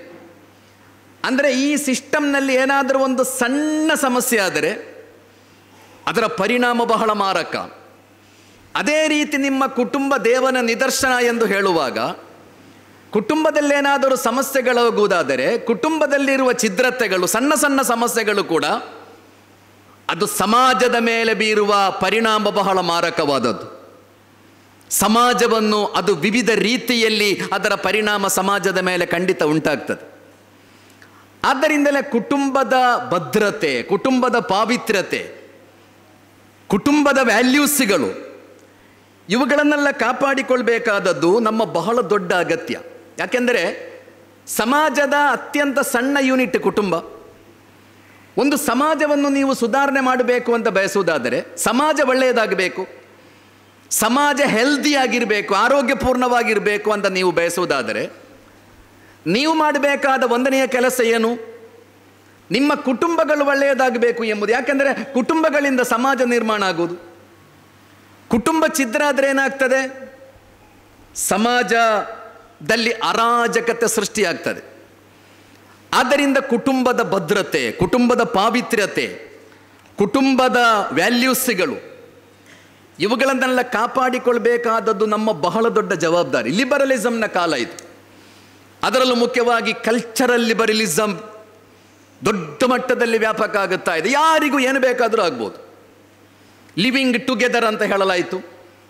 ಅಂದರೆ ಮದುವೆ, ಕಟ್ಟುಪಾಡುಗಳು ಇದೆಲ್ಲ ಇರಲೇಬಾರದು. ಕುಟುಂಬ, ಮಕ್ಕಳು ಇದಕ್ಕೆಲ್ಲ ಬೆಲೆಯೇ ಇಲ್ಲ. ಲಿವಿಂಗ್ ಟುಗೆದರ್, ಬೇಕಾದವನ ಜೊತೆ, ಬೇಕಾದವಳ ಜೊತೆ ಬೇಕಾದಷ್ಟು ದಿನ ಬೇಕಾದ ರೀತಿಯಲ್ಲಿ ಬದುಕುವುದು, ಬೇಡದೇ ಇದ್ದರೆ ಬಿಟ್ಟು ಹೋಗುವುದು. ಇದು ನಡೀತಾ ಇದೆ ಎಂದು ಮಾತ್ರ ಅಲ್ಲ, ಇದನ್ನು ಬೆಳೆಸಲಾಗುತ್ತಾ ಇದೆ. ಯಾವುದನ್ನೆಲ್ಲ ಸ್ವಾತಂತ್ರ್ಯದ ಹೆಸರಲ್ಲಿ ನಾವು ಪ್ರೋತ್ಸಾಹಿಸ್ತಾ ಇದ್ದೇವೆ. ನ್ಯೂ ಇಯರ್ ಸೆಲೆಬ್ರೇಷನ್ ಅಂತಂದು ನಡೆಯುತ್ತದೆ ನೋಡಿ, ಡಿಸೆಂಬರ್ 31 ರಾತ್ರಿ. ನ್ಯೂ ಇಯರ್ ಸೆಲೆಬ್ರೇಷನ್ ಅಂದರೆ ಎಂದು? ನ್ಯೂ ಇಯರ್ ಸೆಲೆಬ್ರೇಷನ್ ಅಂದರೆ ನಮ್ಮ ಯುವಕರು ಯುವತಿಯರು ಕಂಠಪೂರ್ತಿ ಕುಡಿದು ತೂರಾಡುವುದು, ಅದಕ್ಕೆ ಹೇಳುವುದು ನ್ಯೂ ಇಯರ್ ಸೆಲೆಬ್ರೇಷನ್ ಅಂತ. ನಿಜವಾಗಿ ನಮ್ಮ ನ್ಯೂ ಇಯರ್ ಸೆಲೆಬ್ರೇಷನ್ ಹೇಗಿರಬೇಕಿತ್ತು? 1 ವರ್ಷ ಮುಗಿದು ಹೋಯಿತು ಬದುಕಿನಲ್ಲಿ, ಆ ಬದುಕಿನಲ್ಲಾದ ತಪ್ಪುಗಳನ್ನು ತಿದ್ದಿಕೊಂಡು ಮುಂದಿನ ವರ್ಷ ನನ್ನ ಬದುಕು ಸುಧಾರಿಸಬೇಕು ಎಂಬ ಪ್ರತಿಜ್ಞೆ ಕೈಗೊಳ್ಳಬೇಕಿತ್ತು ನೀವು ಡಿಸೆಂಬರ್ 31 ಮಧ್ಯರಾತ್ರಿ. ಆದರೆ ನಾವೇನು ಮಾಡ್ತಾ ಇದ್ದೇವೆ? ಡಿಸೆಂಬರ್ 31 ಮಧ್ಯರಾತ್ರಿ ನಾವು ಇನ್ನಷ್ಟು ಪಾಪಿಗಳಾಗ್ತೇವೆ ಅಂತ ತೀರ್ಮಾನ ಮಾಡುವುದು, ಕುಡಿಯುವುದು, ತೂರಾಡುವುದು. ಕರ್ನಾಟಕದಲ್ಲಿ ಒಂದು ದಿವಸದಲ್ಲಿ 800 ಕೋಟಿ ರೂಪಾಯಿಯ ಮದ್ಯ ಮಾರಾಟ ಆಯಿತು ನ್ಯೂ ಇಯರ್ ಸೆಲೆಬ್ರೇಷನ್ ಮಾಡಲಿಕ್ಕೆ. ನಮ್ಮ ಯುವಕರು ಯುವತಿಯರು ಕಂಠಪೂರ್ತಿ ಕುಡಿದು ಮೈ ಮೇಲೆ ಎಚ್ಚರವೇ ಇಲ್ಲವರಿಗೆ, ಯಾರ್ಯಾರೋ ಹೆಗಲ ಮೇಲೆ, ಯಾರ್ಯಾರ ತೋಳಿನ ಮೇಲೆ, ಬಟ್ಟೆ ಇಲ್ಲ ಅವರ ಶರೀರದಲ್ಲಿ. ಇದನ್ನೆಲ್ಲ ನಮ್ಮ ಮಾಧ್ಯಮಗಳು ವರದಿ ಮಾಡುವುದು ಹೇಗೆ? ಯಾವುದೋ ಸಂಭ್ರಮದ ರೀತಿಯಲ್ಲಿ. ಇದೊಂದು ಪಾಪ, ಅಪರಾಧ, ಅಧರ್ಮ, ಇದು ಆಗಬಾರದು ಎಂಬ ರೀತಿಯಲ್ಲಿ ಯಾವ ಮಾಧ್ಯಮಗಳು ಚರ್ಚೆ ಮಾಡುವುದಿಲ್ಲ. ಇದೆಲ್ಲ ಸಾಮಾನ್ಯ, ಇದೆಲ್ಲ ಮಾಡರ್ನಿಸಮ್, ಇದೆಲ್ಲ ಆಧುನಿಕತೆ, ಇದೆಲ್ಲ ಸ್ವಾತಂತ್ರ್ಯ ಎಂಬ ಹೆಸರಲ್ಲೇ ಚರ್ಚೆಗಳು ನಡೀತಾ ಇರುವುದು ಸಮಾಜದಲ್ಲಿ. ನಾನು ಹೇಳುತ್ತಿರುವುದು ಯಾರಿಗೂ ಏನೂ ಆಗಬಹುದು ಎಂಬ ಕಾಲ. ಮೈ ಬಾಡಿ ಮೈ ಚಾಯ್ಸ್ ಅಂತ ಒಂದು ತತ್ವ ಇದೆ. ಅಂದರೆ ನನ್ನ ಶರೀರ ನನ್ನ ಚಾಯ್ಸ್, ನನ್ನ ಆಯ್ಕೆ, ಏನು ಬೇಕಾದರೂ ಆಗ್ಬೋದು. ಪ್ರಾಣಿಗಳಂತೆ ನೀವು ಬದುಕಬಹುದು, ಯಾರು ನಿಮ್ಮನ್ನು ಪ್ರಶ್ನಿಸುವುದಿಲ್ಲ. ಇಂತಹ ಲಿಬರಲಿಸಮ್ನ ಕಾಲದಲ್ಲಿ ಕುಟುಂಬಗಳೆಲ್ಲ ಹಾಳಾಗುತ್ತಾ ಇದೆ. ನಿಮ್ಮ ಮಕ್ಕಳೊಂದಿಗೆ ಕೇಳಿ ನೋಡಿ, ಅವರು ಕುಟುಂಬವನ್ನು ಇಷ್ಟಪಡುವುದೇ ಇಲ್ಲ. ಆಧುನಿಕ ತಲೆಮಾರು, ನನ್ನ ಮತ್ತು ನಿಮ್ಮ ಮಕ್ಕಳು, ಅವರ ಕುಟುಂಬ ಜೀವನ ಅಂದರೆ ಅದು ಬಂಧನ ಅಂತ ತಿಳಿಯುತ್ತಾ ಇದ್ದಾರೆ. ಅದು ಸ್ವಾತಂತ್ರ್ಯದ ಹರಣ, ಅದು ಗುಲಾಮಗಿರಿ, ಅದು ಭಾರ, ಅದು ಹೊರೆ. ಇದೆಲ್ಲ ಇವತ್ತು ನನ್ನ ಮತ್ತು ನಿಮ್ಮ ಮಕ್ಕಳ ಅಭಿಪ್ರಾಯ. ಅದು ಅವರ ಅಭಿಪ್ರಾಯ ಅಲ್ಲ, ಅವರಿಗಾಗೆ ಕಲಿಸಿಕೊಡಲಾಗುತ್ತಾ ಇದೆ. ಇತ್ತೀಚೆಗೆ L&T ಕಂಪನಿಯ ಮುಖ್ಯಸ್ಥ ಒಂದು ಸ್ಟೇಟ್ಮೆಂಟ್ ಕೊಟ್ಟಿದ್ದರು, ಲಾರ್ಸನ್ ಆ್ಯಂಡ್ ಟೂಬ್ರೋ ಕಂಪನಿ. ನೀವು ಆದಿತ್ಯವಾರದಂದು ಕೆಲಸ ಮಾಡಬೇಕು ಅಂತ ಮನುಷ್ಯ ಹೇಳಿದ. ಆದಿತ್ಯವಾರವು ಕೆಲಸ ಮಾಡಬೇಕು ಅಂತ ಮಾತ್ರ ಅಲ್ಲ, ಎಷ್ಟು ನೀವು ನಿಮ್ಮ ಹೆಂಡತಿಯರ ಮುಖವನ್ನು ನೋಡ್ತಾ ಕೂತುಕೊಳ್ಳುವುದು ಅಂತ ಆ ಮನುಷ್ಯ ವ್ಯಂಗ್ಯವಾಗಿ ಕೇಳುವುದು. ಅಥವಾ ನಿಮ್ಮ ಹೆಂಡತಿಯರು ಎಷ್ಟು ನಿಮ್ಮ ಮುಖವನ್ನು ನೋಡಿ ಕುಳಿತುಕೊಳ್ತಾ ಇರಬೇಕು ಅಂತ. ಅಂದರೆ ಅದು LNTಯ ಮುಖ್ಯಸ್ಥನ ಒಂದು ಅಭಿಪ್ರಾಯ, ಒಂದು ಅನ್ಎಕ್ಸ್ಪೆಕ್ಟೆಡ್ ಅಭಿಪ್ರಾಯ ಅಲ್ಲ. ಆ ಫಿಲಾಸಫಿಯನ್ನು ಸಮಾಜದಲ್ಲಿ ಬೆಳೆಸಲಾಗುತ್ತಾ ಇದೆ. ನಿಮ್ಮಲ್ಲಿ ಕುಟುಂಬ, ಕುಟುಂಬದ ಸಂಬಂಧ, ಕುಟುಂಬದ ಜೊತೆ ಬೆರೆಯುವುದು ಇದೆಲ್ಲ ಅಗತ್ಯವೇ ಇಲ್ಲ ಅಂತ. ಎಲ್ಲವೂ ವ್ಯಾಪಾರ ಜಗತ್ತಿನಲ್ಲಿ, ಎಲ್ಲವೂ ವ್ಯಾಪಾರ, ಎಲ್ಲವೂ ದುಡ್ಡು ಕೊಟ್ಟರೆ ಎಲ್ಲವೂ ಸಿಗ್ತದೆ. ಮಕ್ಕಳಿಗೆ ಆರೈಕೆ ಸಿಗಬೇಕಾದದ್ದಲ್ಲಿ ತಾಯಿಯ ಮಡಿಲಲ್ಲಿ. ಹೇಳಿದ್ರಲ್ಲ, ಎಲ್ಲರೂ ಹೇಳಿದ್ರು ತಾಯಿಯ ಮಡಿಲೇ ಮೊದಲ ಪಾಠಶಾಲೆ, ತಾಯಿಯ ಮಡಿಲೇ ಮೊದಲ ಯೂನಿವರ್ಸಿಟಿ. ನಿಮ್ಮ ಮಕ್ಕಳು ಎಲ್ಲ ಸಂಸ್ಕಾರವನ್ನು ಕಲಿಯುವುದು ತಾಯಿಯ ಮಡಿಲಲ್ಲಿ. ಆದರೆ ಡೇ ಕೇರ್ ಸೆಂಟರ್ಸ್ಗಳನ್ನು ಕಟ್ಟಿಕೊಡಲಾಗಿದೆ. ನಿಮಗೆ ದುಡ್ಡು ಕೊಟ್ಟರೆ ನಿಮ್ಮ ಮಕ್ಕಳನ್ನು ನೋಡಿಕೊಳ್ಳಿಕ್ಕೆ ಯಾರೋ ಇದ್ದಾರೆ. ವೃದ್ಧರಾದ ತಂದೆ ಮತ್ತು ತಾಯಿಗೆ ಆರೈಕೆ ಸಿಗಬೇಕಾದದ್ದೆಲ್ಲಿ? ಒಂದು ಕುಟುಂಬದಲ್ಲಿ ಅತಿ ಹೆಚ್ಚು ಗೌರವಿಸಲ್ಪಡಬೇಕಾದವರು ಯಾರು ಅಂತ ಕೇಳಿದರೆ ವೃದ್ಧರಾದ ತಂದೆ ಮತ್ತು ತಾಯಿ. ಯಾವ ಮನೆಯಲ್ಲಿ ವೃದ್ಧರಾದ ತಂದೆ ಮತ್ತು ತಾಯಿಗೆ ಪರಿಗಣನೆ ಇಲ್ಲವೋ, ಯಾವ ಮನೆಯಲ್ಲಿ ವೃದ್ಧ ತಂದೆ ತಾಯಿಗೆ ಗೌರವ ಇಲ್ಲವೋ ಆ ಮನೆಯನ್ನು ಮನೆ ಅಂತ ಹೇಳಲಾಗುವುದಿಲ್ಲ. ಅದು ಪಿಶಾಚಿಯ ಆಲಯ. ಅದು ಮನೆ ಆಗಲಿಕ್ಕೆ ಸಾಧ್ಯವೇ ಇಲ್ಲ, ನೀವೆಷ್ಟು ಕೋಟಿ ಖರ್ಚು ಮಾಡಿರಲಿ. ವೃದ್ಧರಾದ ತಂದೆ ಮತ್ತು ತಾಯಿಗೆ ಪರಿಗಣನೆ ಇಲ್ಲದ ಮನೆ ಹೇಗೆ ಮನೆ ಆಗಲಿಕ್ಕೆ ಸಾಧ್ಯ? ಅದು ವೃದ್ಧರಾದ ತಂದೆ ತಾಯಿಗೆ ಗೌರವ ಇಲ್ಲದ ಒಂದು ಸ್ಥಳ ಹೇಗೆ ಮನೆ ಅಂತ ನೀವು ಅದಕ್ಕೆ ಹೇಳ್ತೀರಿ? ಅದು ಪಿಶಾಚಿಯ ಆಲಯ ಅಂತ ಹೇಳುವುದು. ಅದಕ್ಕೆ ಪಿಶಾಚಿಯ ಕೇಂದ್ರ ಅದು. ಅದು ಮನೆ ಅಲ್ಲ, ಮನೆ ಆಗಲಿಕ್ಕೆ ಸಾಧ್ಯವೇ ಇಲ್ಲ. ನಿಮ್ಮ ತಂದೆ ಮತ್ತು ತಾಯಿಗೆ ಆರೈಕೆ ಸಿಗಬೇಕಾದದ್ದು ಮಕ್ಕಳಿಂದ. ಆದರೆ ವೃದ್ಧಾಶ್ರಮಗಳನ್ನು ಕಟ್ಟಿಕೊಡಲಾಗಿದೆ. ದುಡ್ಡು ಕೊಡಿ, ಯಾರು ನೋಡಿಕೊಳ್ತಾರೆ ನಿಮ್ಮ ತಂದೆ ತಾಯಿಯನ್ನು? ತಂದೆ ತಾಯಿಯನ್ನು ನೋಡಿಕೊಳ್ತಾರೆ ಅಂತ ಮಾತ್ರ ಅಲ್ಲ, ಒಂದು ದಿವಸ ಅವರು ಸತ್ತು ಹೋದರೆ ಅವರ ಅಂತ್ಯಕ್ರಿಯೆಯನ್ನು ಯಾರೋ ಮಾಡುವುದು, ಅದಕ್ಕೂ ಮಕ್ಕಳು ಸಿದ್ಧರಿಲ್ಲಲ್ಲ. ಸೆಕ್ಸ್ ಎಂಬುದು ಮನುಷ್ಯನ ಮೂಲಭೂತ ಅಗತ್ಯ. ಮನುಷ್ಯನ ಲೈಂಗಿಕ ಆಸಕ್ತಿಗಳು ಈಡೇರಲೇಬೇಕು, ಅಗತ್ಯ ಅದು. ಅದನ್ನು ಅದುಮಿಡ್ಲಿಕ್ಕೆ ಸಾಧ್ಯವೇ ಇಲ್ಲ. ಅದನ್ನು ಅದುಮಿಟ್ಟು ನಾನು ದೊಡ್ಡ ಪುಣ್ಯಾತ್ಮ ಅಂತ ಹೇಳಿಕೊಳ್ಳುವುದಾದರೆ ಸಾಧ್ಯ ಇಲ್ಲ. ಅದು ಮನುಷ್ಯನ ನೈಸರ್ಗಿಕವಾದ ಗುಣ. ನಿಮ್ಮ ಲೈಂಗಿಕ ಆಸಕ್ತಿಗಳು ಈಡೇರಿಸಲ್ಪಡಬೇಕು. ಅದಕ್ಕಾಗಿ ಎಲ್ಲ ಧರ್ಮಗಳು ಕಲಿಸಿಕೊಟ್ಟಿತ್ತು, ಮದುವೆ ಎಂಬ ಪವಿತ್ರವಾದ ಸಂಬಂಧದ ಮೂಲಕ ನಿಮ್ಮ ಲೈಂಗಿಕ ಆಸಕ್ತಿಗಳನ್ನು ನೀವು ತೀರಿಸಿಕೊಳ್ಬೇಕು. ಪ್ರಾಣಿಗಳಂತೆ ಹೇಗೋ ಅಲ್ಲ. ಇದು ಯಾರು ಅಂತ ಕೇಳಿದರೆ ಇದು ನನ್ನ ಮಗ ಅಂತ ಧೈರ್ಯದಿಂದ ಹೇಳಲಿಕ್ಕೆ ನಿಮಗೆ ಸಾಧ್ಯ ಆಗಬೇಕು. ಅಲ್ಲ ಸಹೋದರ, ನಿನ್ನ ಜೊತೆಯಲ್ಲಿರುವ ಮಹಿಳೆ ಯಾರು ಅಂತ ಕೇಳಿದರೆ ಧೈರ್ಯದಿಂದ ಅವಳು ನನ್ನ ಪತ್ನಿ ಹೇಳಬೇಕು, ಸಾಧ್ಯ ಆಗಬೇಕು ನಿಮಗೆ. ಅಂದರೆ ಮದುವೆ ಎಂಬ ಪವಿತ್ರವಾದ ಸಂಬಂಧದ ಮೂಲಕ ನಿಮ್ಮ ಲೈಂಗಿಕ ಆಸಕ್ತಿಗಳನ್ನು ಈಡೇರಿಸಿಕೊಳ್ಬೇಕು. ಅದನ್ನು ವ್ಯಾಪಾರ ಮಾಡಿದ್ರಲ್ಲ, ವೇಶ್ಯಾವಾಟಿಕೆಗಳನ್ನು ಬೆಳೆಸಲಾಯಿತು. ನಿಮ್ಮ ಲೈಂಗಿಕ ಆಸಕ್ತಿಗಳಿಗೆ ಅದನ್ನು ತೀರಿಸಿಕೊಳ್ಳುವುದಕ್ಕೆ ದುಡ್ಡು ಕೊಡಿ. ಯಾರೋ ಇದ್ದಾರೆ, ವೇಶ್ಯೆಗಳಿದ್ದಾರೆ, ವೇಶ್ಯಾವಾಟಿಕೆಗೆ ಹೋಗಿ. ಹೀಗೆ ಎಲ್ಲವನ್ನು ವ್ಯಾಪಾರ ಮಾಡಿ, ಎಲ್ಲ ಸಂಬಂಧಗಳನ್ನು ವ್ಯಾಪಾರ ಮಾಡಿ ಮನುಷ್ಯತ್ವ ಹಾಳಾಗುತ್ತಿರುವ, ಮಾನವ ಕುಲದ ಅಸ್ತಿತ್ವ ಅಲುಗಾಡುತ್ತಿರುವ ಒಂದು ಕಾಲದಲ್ಲಿ ಸಹೋದರ ಸಹೋದರಿಯರೇ, ನಾನು ಮತ್ತು ನೀವು ಬದುಕುತ್ತಾ ಇರುವುದು. ಆದ್ದರಿಂದಲೇ ಕುಟುಂಬದ ಬಗ್ಗೆ ನಮ್ಮ ಮಕ್ಕಳಲ್ಲಿ ಹೆಚ್ಚು ಜಾಗೃತಿ ಮೂಡಿಸಬೇಕಾದ, ಅದೇ ರೀತಿ ಅತ್ಯಂತ ಒಳ್ಳೆಯ ಕುಟುಂಬದ ಮಾದರಿಗಳನ್ನು ತೋರಿಸಿಕೊಡಬೇಕಾದ ಅಗತ್ಯಗಳಿವೆ. ಇಂದು ಕುಟುಂಬ ಅಂದರೆ ಬಹಳ ದೊಡ್ಡ ಭಾರ ಆಗ್ತಾ ಇದೆ. ಕುಟುಂಬ ಖಂಡಿತ ಭಾರ ಆಗಬಾರದು. ನನ್ನ ವೃದ್ಧ ತಂದೆ ನನಗೆ ಭಾರ ಆಗುವುದೆಂದರೇನು? ರೈಲ್ವೆ ಪ್ಲಾಟ್ಫಾರಮ್ನಲ್ಲಿ 12 ವರ್ಷದ ಒಬ್ಬಳು ಹುಡುಗಿ ತನಗಿಂತ 1 ವರ್ಷ ವಯಸ್ಸು ಮಾತ್ರ ಕಡಿಮೆ ಇರುವ ಸುಮಾರು 11 ವಯಸ್ಸು ಪ್ರಾಯದ ತನ್ನ ತಮ್ಮನನ್ನು ಎತ್ತಿಕೊಂಡು ರೈಲ್ವೆ ಟ್ರ್ಯಾಕ್ ದಾಟ್ತಾ ಇದ್ದಾಳೆ. ನಡೆದ ಘಟನೆ ಇದು. 12 ವಯಸ್ಸಿನ ಒಬ್ಬಳು ಹೆಣ್ಣು ಮಗಳು ರೈಲ್ವೆ ಟ್ರ್ಯಾಕ್ ದಾಟ್ತಾ ಇದ್ದಾಳೆ. 11 ವಯಸ್ಸಿನ ತನ್ನ ತಮ್ಮನನ್ನು ಹೀಗೆ ಎತ್ತಿಕೊಂಡು ಬಹಳ ಕಷ್ಟಪಟ್ಟು ರೈಲ್ವೆ ಟ್ರ್ಯಾಕ್ ದಾಟ್ತಾ ಇದ್ದಾಳೆ. ಯಾರೋ ನಮ್ಮಂತಹ ವಿದ್ಯಾವಂತರು, ಡಿಗ್ರಿ ಹೋಲ್ಡರ್ಸ್ ಆ ಹುಡುಗಿಯೊಂದಿಗೆ ಕೇಳಿದ್ರೆ, ಅಲ್ಲ ಮಗಳೇ, ಅವನ ಕೈ ಹಿಡಿದುಕೊಂಡು ನಡೆಸಬಹುದಲ್ಲ, ನಿನಗವ ಭಾರ ಆಗುವುದಿಲ್ಲವೇ ಅಂತ ಕೇಳ್ತಾನೆ. ನಿನಗವ ಭಾರ ಆಗುವುದಿಲ್ಲವೇ, ಅವನ ಕೈ ಹಿಡಿದುಕೊಂಡು ನಡೆಸಬಹುದಲ್ಲವೇ ಅಂತ. ಆ ಹೆಣ್ಣು ಮಗಳು ತಿರುಗಿ ನಿಂತು ಆ ಮನುಷ್ಯನೊಂದಿಗೆ ಒಂದು ಪ್ರಶ್ನೆ ಕೇಳ್ತಾಳೆ. ನಾವೆಲ್ಲ ಎದೆಯ ಮೇಲೆ ಬರೆದಿಡಬೇಕದನ್ನು. ನಮ್ಮ ಹಾಗೆ ಡಿಗ್ರಿ ಇಲ್ಲದ ಅಥವಾ ನಮ್ಮ ಭಾಷೆಯಲ್ಲಿ ಸುಸಂಸ್ಕೃತ ಅಲ್ಲದ ಯಾವ ಶಾಲೆಯಲ್ಲೂ ಕಾಲೇಜಲ್ಲೂ ಕಲಿಯದ, ರೈಲ್ವೆ ಪ್ಲಾಟ್ಫಾರಮ್ನಲ್ಲಿ ಭಿಕ್ಷೆ ಬೇಡಿ ಬದುಕುವ ಒಂದು ಕುಟುಂಬದ ಹೆಣ್ಣು ಮಗಳು ತಿರುಗಿ ನಿಂತು ಆ ವ್ಯಕ್ತಿಯೊಂದಿಗೆ ಕೇಳಿದ್ರು, ಇವ ನನಗೆ ಭಾರ ಆಗುವುದೇ, ಇವ ನನ್ನ ತಮ್ಮನಲ್ಲವೇ ಅಂತ ಕೇಳ್ತಾಳೆ. ಇವ ನನ್ನ ತಮ್ಮನಲ್ಲವೇ ಅಂತ. ಎಷ್ಟು ದೊಡ್ಡ ಪಾಠ ಹೇಳಿಕೊಟ್ಲ ಹೆಣ್ಣು ಮಗಳು. ನನ್ನ ತಮ್ಮ ನನಗೆ ಖಂಡಿತ ಭಾರ ಆಗಬಾರದು, ನನ್ನ ಅಮ್ಮ ನನಗೆ ಖಂಡಿತ ಭಾರ ಆಗಬಾರದು ಸಹೋದರ. ಅವಳು ಎಷ್ಟು ರೋಗಿಯಾಗಿರಲಿ, ನನ್ನ ಅಪ್ಪ ಯಾವುದೆಲ್ಲ ರೋಗ ಇರಲಿ, ಪ್ರೆಷರ್ ಇದೆ, ಶುಗರ್ ಇದೆ, ಹಾರ್ಟಿನ ಸಮಸ್ಯೆ ಇದೆ, ಯಾವುದಿರಲಿ, ವಾರಕ್ಕೆ 3 ದಿವಸ ಹಾಸ್ಪಿಟಲ್ಗೆ ನೀವು ಕರೆದುಕೊಂಡು ಹೋಗಲೇಬೇಕಾಗ್ತದೆ. ಆದರೆ ಖಂಡಿತ ನನ್ನ ಅಪ್ಪ ನನಗೆ ಭಾರ ಆಗಬಾರದು. ಕುಟುಂಬದಲ್ಲಿ ಯಾರಿಗೂ ಭಾರ ಆಗಬಾರದು. ಅಂಗವಿಕಲ ಮಗು ಹುಟ್ಟಿದ್ರೆ ಕೊಲ್ಲಬೇಕು ಅಂತ ಆಧುನಿಕ ಸಿದ್ಧಾಂತಗಳೆಲ್ಲ ನಿಮಗೆ ಅಂಗವಿಕಲ ಮಗು ಹುಟ್ಟಿದ್ರೆ ಏನಾಗಬೇಕು, ಅದು ಭಾರ, ಕೊಂದು ಬಿಡಿ ಅಂತ. ಆದರೆ ನನಗೆ ಮತ್ತು ನಿಮಗೆ ಮನೆಯಲ್ಲಿ ಒಂದು ಅಂಗವಿಕಲ ಮಗು ಇದ್ದರೆ ತಾಯಿ ಅತಿ ಹೆಚ್ಚು ಪ್ರೀತಿಸುವುದು ಆ ಮಗುವನ್ನು. ಅದಕ್ಕೆ ಹೇಳುವುದು ಮನುಷ್ಯತ್ವ ಅಂತ. ಅದಿಲ್ಲದಿದ್ದರೆ ಮನುಷ್ಯ ಹೇಗೆ ಬಾಕಿ ಆಗ್ತಾನೆ? ಮನೆಯಲ್ಲಿ ಒಂದು ಅಂಗವಿಕಲ ಮಗು ಇದ್ದರೆ ಅಪ್ಪ ಅತಿ ಹೆಚ್ಚು ಪ್ರೀತಿಸುವುದು ಆ ಮಗುವನ್ನು. ಅದಕ್ಕೆ ಸಹೋದರರ ಮನುಷ್ಯತ್ವ ಅಂತಲ್ಲ ಹೇಳುವುದು. ಇಲ್ಲ ಅಂದರೆ ಆಧುನಿಕ ಭಾಷೆಯಲ್ಲಿ ನಿಮಗೆ ಅಂಗವಿಕಲ ಮಗು ಹುಟ್ಟಿದ್ರೆ ಕೊಲ್ಲಬೇಕು ಅಂತಲೇ. ಹೆಂಡತಿಯನ್ನು ಎಷ್ಟು ನೋಡ್ತಾ ಕೂತ್ಕೊಳ್ತೀರಿ ಅಂತ ಕೇಳಿದವರ ಫಿಲಾಸಫಿಯಲ್ಲಿ ಅಂಗವಿಕಲ ಮಕ್ಕಳಿಗೆ ಎಲ್ಲಿ ಸ್ಥಾನ ಇರ್ತದೆ. ಆದ್ದರಿಂದಲೇ ಕುಟುಂಬ ಎಂಬುದು ಭಾರ ಆಗಬಾರದು ನಮಗೆಲ್ಲ. ಇವತ್ತು ಕುಟುಂಬ ಎಂಬುದು ಭಾರ ಆಗ್ತಾ ಇದೆ. ತಂದೆ ಅಂದರೆ ಭಾರ, ತಾಯಿ ಎಂದರೆ ಭಾರ, ರೋಗಿಯಾದ ಪತ್ನಿಗೆ ಭಾರ ಆಗ್ತಾ ಇದ್ದಾನೆ, ರೋಗಿಯಾದ ಪತ್ನಿ ಪತಿಗೆ ಭಾರ ಆಗ್ತಾ ಇದ್ದಾಳೆ. ಹೀಗೆ ಕುಟುಂಬದಲ್ಲಿ ಭಾರ. ವೃದ್ಧಾಶ್ರಮಗಳಿಗೆ ಭೇಟಿ ಕೊಡಿ.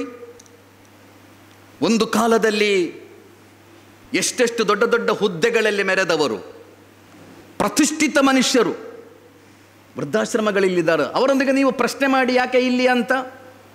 ಸಹೋದರರೇ, ಅವರ ಬಳಿ ಒಂದೇ ಒಂದು ಉತ್ತರ ಇಲ್ಲ. ಅವರಲ್ಲಿರುವುದು ಕಣ್ಣೀರು ಮಾತ್ರ, ಕಣ್ಣೀರು ಮಾತ್ರ. ವೃದ್ಧಾಶ್ರಮಗಳಿಗೆ ಭೇಟಿ ಕೊಡಿ ನೀವು.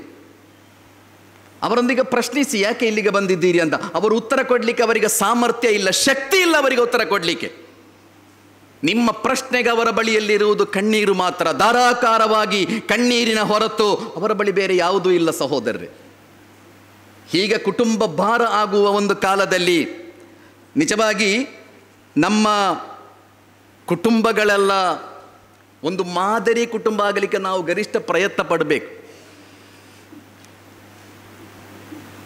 ತಾಯಿ ಜನ್ಮ ನೀಡಿದ ಅಮ್ಮ, ವಹ್ನನ್ ಅಲಾ ವಹ್ನ್ ಅಂತ ಕುರಾನ್ ಹೇಳಿತ್ತು. ಒಬ್ಬ ಮಹಿಳೆ ಮಗುವಿಗೆ ಜನ್ಮ ಕೊಡುವುದಂದರೆ ನೋವಿನ ಮೇಲೆ ನೋವನುಭವಿಸಿ ಅವಳು ಮಗುವಿಗೆ ಜನ್ಮ ಕೊಡುತ್ತಾಳೆ ಅಂತ. ಅದೇ ರೀತಿ ನಿಮ್ಮನ್ನು ಧಾರಾಳ ಕನಸುಗಳೊಂದಿಗೆ ನಿಮ್ಮನ್ನು ಬೆಳೆಸಿದ ನಿಮ್ಮ ತಂದೆ, ಇವರನ್ನೆಲ್ಲ ಕಡೆಗಣಿಸುವುದೆಂದರೆ, ಸಣ್ಣ ಪ್ರಾಯದಲ್ಲಿ ಅಮ್ಮ ನನಗೆ ಅಂತ ನಾವು ಗಲಾಟೆ ಮಾಡಿದವರು. 4 ಮಕ್ಕಳಿದ್ದರೆ ನನ್ನ ಅಮ್ಮ ಅಂತ ಗಲಾಟೆ ಮಾಡಿದ ಮಕ್ಕಳು ನಾವೆಲ್ಲ. ಅಮ್ಮನ ಮಡಿಲಿಗಾಗಿ ನಾವೆಲ್ಲ ಸ್ಪರ್ಧೆ ಮಾಡಿದ್ದೇವೆ ಸಹೋದರರೇ, ಅಮ್ಮನ ಮಡಿಲು ನನಗೆ ಅಂತ. ಆದರೆ ಅದೇ ಅಮ್ಮ ಪ್ರಾಯ ಆದಾಗ ನಿನಗೂ ಅಮ್ಮನಲ್ಲವೇ ಅಂತ ನಾವು ಕೇಳ್ತೇವೆ, ಅಮ್ಮ ನಿನ್ನದೂ ಅಲ್ಲವೇ ಅಂತ ಕೇಳ್ತೇವೆ. ನಾನೇ ಯಾಕೆ ನೋಡಿಕೊಳ್ಬೇಕು, ನೀನು ಕೂಡ ನೋಡಿಕೊಳ್ಬಹುದಲ್ಲವೇ ಅಂತ. ಒಂದು ಕಾಲದಲ್ಲಿ ಅಮ್ಮ ನನ್ನವಳು ಅಂತ ನೀವು ಗಲಾಟೆ ಮಾಡಿದವರು, ಅಮ್ಮನ ಮಡಿಲು ನನಗೆ ಅಂತ ಸ್ಪರ್ಧೆ ಮಾಡಿದವರು ನಾವೆಲ್ಲ. ಯಾವಾಗ ಅಮ್ಮನಿಗೆ ನಿಮ್ಮ ಮಡಿಲು ಅಗತ್ಯ ಇದೆಯೋ ಆವಾಗ ಅಮ್ಮ ನಿನ್ನದೂ ಅಲ್ಲವೇ ಅಂತ ಕೇಳ್ತೇವೆ ನಾವು. ಅಮ್ಮನಿಗೆ ನಿನಗೂ ಪಾಲಿಲ್ಲವೇ, ಅಮ್ಮನನ್ನು ನೀನು ನೋಡಿಕೊಳ್ಬೇಕಾದ ಜವಾಬ್ದಾರಿ ಇಲ್ಲವೇ ಎಂದು ಅಮ್ಮನನ್ನು ನಾವು ವಿಭಜಿಸ್ತೇವೆ. ಸಹೋದರರೇ, ನಾವೆಲ್ಲ ಅಳುತ್ತಾ ಹುಟ್ಟಿದವರು, ಎಲ್ಲರೂ ಈ ಭೂಮಿಗೆ ಬಂದವರೆಲ್ಲ ಅಳುತ್ತಲೇ ಬಂದವರು. ನಾಳೆ ಬೇರೆಯವರಿಗೆ ಅಳು ಕೊಟ್ಟು ನಾವು ಹೊರಟು ಹೋಗ್ತೇವೆ. ನಾವು ಹುಟ್ಟುವಾಗ ನಾವೆಲ್ಲ ಅಳುತ್ತಾ ಬಂದವರು, ಬೇರೆಯವರೆಲ್ಲ ಸಂತೋಷ ಪಡ್ತಾ ಇದ್ರು, ಸಂಭ್ರಮಿಸ್ತಾ ಇದ್ರು. ನಾಳೆ ಬೇರೆಯವರಿಗೆ ಅಳು ಕೊಟ್ಟು ನಾವು ಹೊರಟು ಹೋಗ್ತೇವೆ. ಅಳುತ್ತಾ ಬಂದ ನಿಮ್ಮನ್ನು ಸ್ವೀಕರಿಸಲು ಬೇರೆಯವರಿಗೆ ಅಳು ಕೊಟ್ಟು ಹೊರಟು ಹೋಗುವಾಗ ನಿಮಗೆ ವಿದಾಯ ಕೋರಲು ನಿಮ್ಮ ಜೊತೆಯಲ್ಲಿ ಇರುವುದು ನಿಮ್ಮ ಕುಟುಂಬ ಮಾತ್ರ ಸಹೋದರರೇ. ಈ ಜಗತ್ತಿನಲ್ಲಿ ಹುಟ್ಟುವ ಪ್ರತಿಯೊಂದು ಮಗುವು ಕೂಡ ಪ್ರಥಮವಾಗಿ ಹೇಳಿದ ಮಾತು ಅಮ್ಮ ಅಂತ. ಅಮ್ಮ ಎಂಬುದು ಎಲ್ಲ ಧರ್ಮದ, ಎಲ್ಲ ಜಾತಿಯ, ಎಲ್ಲ ದೇಶದ ಅವರವರ ಭಾಷೆಯಲ್ಲಿ ಅಮ್ಮನನ್ನು ಹೇಗೆ ಹೇಳ್ತಾರೋ ಹಾಗೆ ಜಗತ್ತಿನಲ್ಲಿ ಹುಟ್ಟಿದ ಪ್ರತಿಯೊಂದು ಮಗು ಹೇಳಿದ ಪ್ರಪ್ರಥಮ ಶಬ್ದ ಅಮ್ಮ ಎಂಬುದು, ಅಮ್ಮ. ಅದೇ ರೀತಿ ಈ ಜಗತ್ತಿನಲ್ಲಿ ಹುಟ್ಟಿದ ಪ್ರತಿಯೊಬ್ಬ ಮನುಷ್ಯನು ತಿಂದ ಅತ್ಯಂತ ಶ್ರೇಷ್ಠ ಆಹಾರ ಯಾವುದು? ತಾಯಿಯ ಎದೆ ಹಾಲು. ಅದಕ್ಕಿಂತ ಪ್ರೋಟೀನ್ ಇರುವ, ಅದಕ್ಕಿಂತ ಇಮ್ಯುನಿಟಿ ಪವರ್ ಇರುವ ಒಂದು ಆಹಾರ ಈ ಭೂಲೋಕದಲ್ಲಿಲ್ಲ. ನಾವೆಲ್ಲ ಕೇಳಿದ್ದೇವೆ ಲಕ್ಷಗಟ್ಟಲೆ ರೂಪಾಯಿಯ ನೀರು ಕುಡಿಯುವವರು, ಸೆಲೆಬ್ರಿಟೀಸ್ಗಳ ಬಗ್ಗೆ ನೀವು ಪತ್ರಿಕೆಯಲ್ಲಿ ಓದ್ತಾ ಇರ್ತೀರಿ, ಅವರು ಕುಡಿಯುವ ನೀರಿನ ಬೆಲೆ ಇಷ್ಟು ಲಕ್ಷ, ಅವರು ತಿನ್ನುವ ತರಕಾರಿಯ ಬೆಲೆ ಇಷ್ಟು ಲಕ್ಷ ಅಂತೆಲ್ಲ ಹೇಳಿದ್ದೀರಿ. ಆದರೆ ನಿಮಗೆ ಗೊತ್ತಿರಬೇಕು, ಎಷ್ಟು ಲಕ್ಷದ್ದು ನೀವು ತಿಂದರೂ ತಾಯಿಯ ಎದೆ ಹಾಲಿಗಿಂತ ಪ್ರೋಟೀನ್ ಇರುವ, ಇಮ್ಯುನಿಟಿ ಪವರ್ ಇರುವ, ರೋಗ ನಿರೋಧಕ ಶಕ್ತಿ ಇರುವ ಆಹಾರ ಈ ಭೂಮಿಯ ಮೇಲೆ ಯಾವುದೂ ಇಲ್ಲ, ಯಾವುದೂ ಇಲ್ಲ. ಹಾಗೆ ಅಮ್ಮ ಎಂದು ಹೇಳಿ ಹುಟ್ಟಿದ ನೀವು, ಅದೇ ರೀತಿ ಜಗತ್ತಿನ ಅತ್ಯಂತ ಪ್ರೋಟೀನ್ ಇರುವ ಆಹಾರ ತಿಂದದ್ದು. ಸಹೋದರರೇ, ಇದೆಲ್ಲವೂ ನಮ್ಮ ಕುಟುಂಬದಲ್ಲಿ. ಇದೆಲ್ಲವನ್ನು ನಮಗೆ ಕೊಟ್ಟದ್ದು ಯಾರು ಅಂತ ಕೇಳಿದರೆ ನಮ್ಮ ಕುಟುಂಬ. ಆದ್ದರಿಂದ ಜಗತ್ತಿನಲ್ಲಿ ನಮ್ಮ ಅತ್ಯಂತ ಹೆಚ್ಚು ನಮಗೆ ಸಂತೋಷ ಕೊಡುವ ಸ್ಥಳ ನಮ್ಮ ಕುಟುಂಬ ಆಗಬೇಕು. ನೀವು ಅತಿ ಹೆಚ್ಚು ಇಷ್ಟಪಡುವ ಸ್ಥಳ ಯಾವುದು ಅಂತ ಕೇಳಿದರೆ Dubai, Singapore, Malaysia, Kashmir, Ooty ಅಲ್ಲ. ನನಗೆ ಅತಿ ಹೆಚ್ಚು ಸಂತೋಷ ಕೊಡುವ ಸ್ಥಳ ಅಂದರೆ ನನ್ನ ಮನೆ, ಅದಾಗಬೇಕು. ನನಗೆ ಅತಿ ಹೆಚ್ಚು ಸಂತೋಷ ಕೊಡುವ ಸ್ಥಳ ನನ್ನ ಮನೆ. ಅರಬಿಯಲ್ಲಿ ಮನೆಗೆ ದಾರ್ ಅಂತ ಹೇಳಲಾಗುತ್ತೆ. ದಾರ್ ಅಂದರೆ ನೀವೆಲ್ಲಿಗೆ ಹೋಗುವುದಾದರೂ ನಿಮ್ಮ ಕನೆಕ್ಷನ್ ಮನೆಯೊಂದು. ನೀವು ಆಫೀಸಿಗೆ ಹೋಗುವುದು ಮನೆಯಿಂದ, ಅಂಗಡಿಗೆ ಹೋಗುವುದು ನಿಮ್ಮ ಮನೆಯಿಂದ, ಫ್ಯಾಕ್ಟ್ರಿಗೆ ಹೋಗುವುದು ಮನೆಯಿಂದ, ಅಸೆಂಬ್ಲಿಗೆ ಹೋಗುವುದು ಮನೆಯಿಂದ, ಪಾರ್ಲಿಮೆಂಟಿಗೆ ಹೋಗುವುದು ಮನೆಯಿಂದ. ದಾರ್ ಯಾವಾಗಲೂ ಮನೆಯ ಜೊತೆಗೆ ಕನೆಕ್ಷನ್. ಮಸ್ಕನ್ ಅಂತ ಹೇಳಲಾಯಿತು ಮನೆಗೆ, ನಿಮಗೆ ಶಾಂತಿ ಕೊಡುವ ಸ್ಥಳ. ಮಂಜಿಲ್ ಅಂತ ಹೇಳಲಾಯಿತು ಮನೆಗೆ, ನಿಮ್ಮ ಎಲ್ಲ ಭಾರಗಳನ್ನು ಇಳಿಸುವ ಸ್ಥಳ. ಹೀಗೆ ಮನೆ ಎಂಬುದು ಅತ್ಯಂತ ಆಕರ್ಷಣೆಯಿಂದ ಕೂಡಿರುವ, ಅತಿ ಹೆಚ್ಚು ಸಂತೋಷವನ್ನು ಕೊಡುವ, ನಾನು ಅತಿ ಹೆಚ್ಚು ಇಷ್ಟಪಡುವ ಸ್ಥಳ ಯಾವುದು ಅಂತ ಕೇಳಿದರೆ ಬಹಳ ಪ್ರಾಮಾಣಿಕವಾಗಿ ನಾವು ಹೇಳಬೇಕು, ನನ್ನ ಮನೆ, ನನ್ನ ಕುಟುಂಬ. ಅದಕ್ಕಿಂತ ಇಷ್ಟಪಡುವ ಸ್ಥಳ ನಾನು ಬೇರೆ ಯಾವುದು ಇರಲಿಕ್ಕೆ ಸಾಧ್ಯವೇ ಇಲ್ಲ. ದಾಂಪತ್ಯ ಜೀವನದ ಗಣಿತಶಾಸ್ತ್ರ ಹೇಳಲಾಗುತ್ತದೆ 1+1 ಅಂದರೆ ದೊಡ್ಡ ಒಂದು ಅಂತ. ದಾಂಪತ್ಯ ಜೀವನದ, ವೈವಾಹಿಕ ಜೀವನದ ಮ್ಯಾಥಮೆಟಿಕ್ಸ್ ಅದು, ಗಣಿತಶಾಸ್ತ್ರ ಅದು. 1+1 ಅಂದರೆ ದೊಡ್ಡ ಒಂದು ಅಂತ.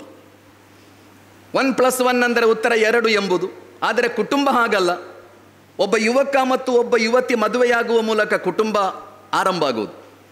ಒಬ್ಬ ಯುವಕ ಮತ್ತು ಯುವತಿ ಮದುವೆಯಾದರೆ ಆ ಒಂದು ಮತ್ತು ಒಂದು ಸೇರಿ 2 ಆಗುವುದಲ್ಲ, ಒಂದು ದೊಡ್ಡ ಒಂದಾಗ್ತದೆ ಅಂತ.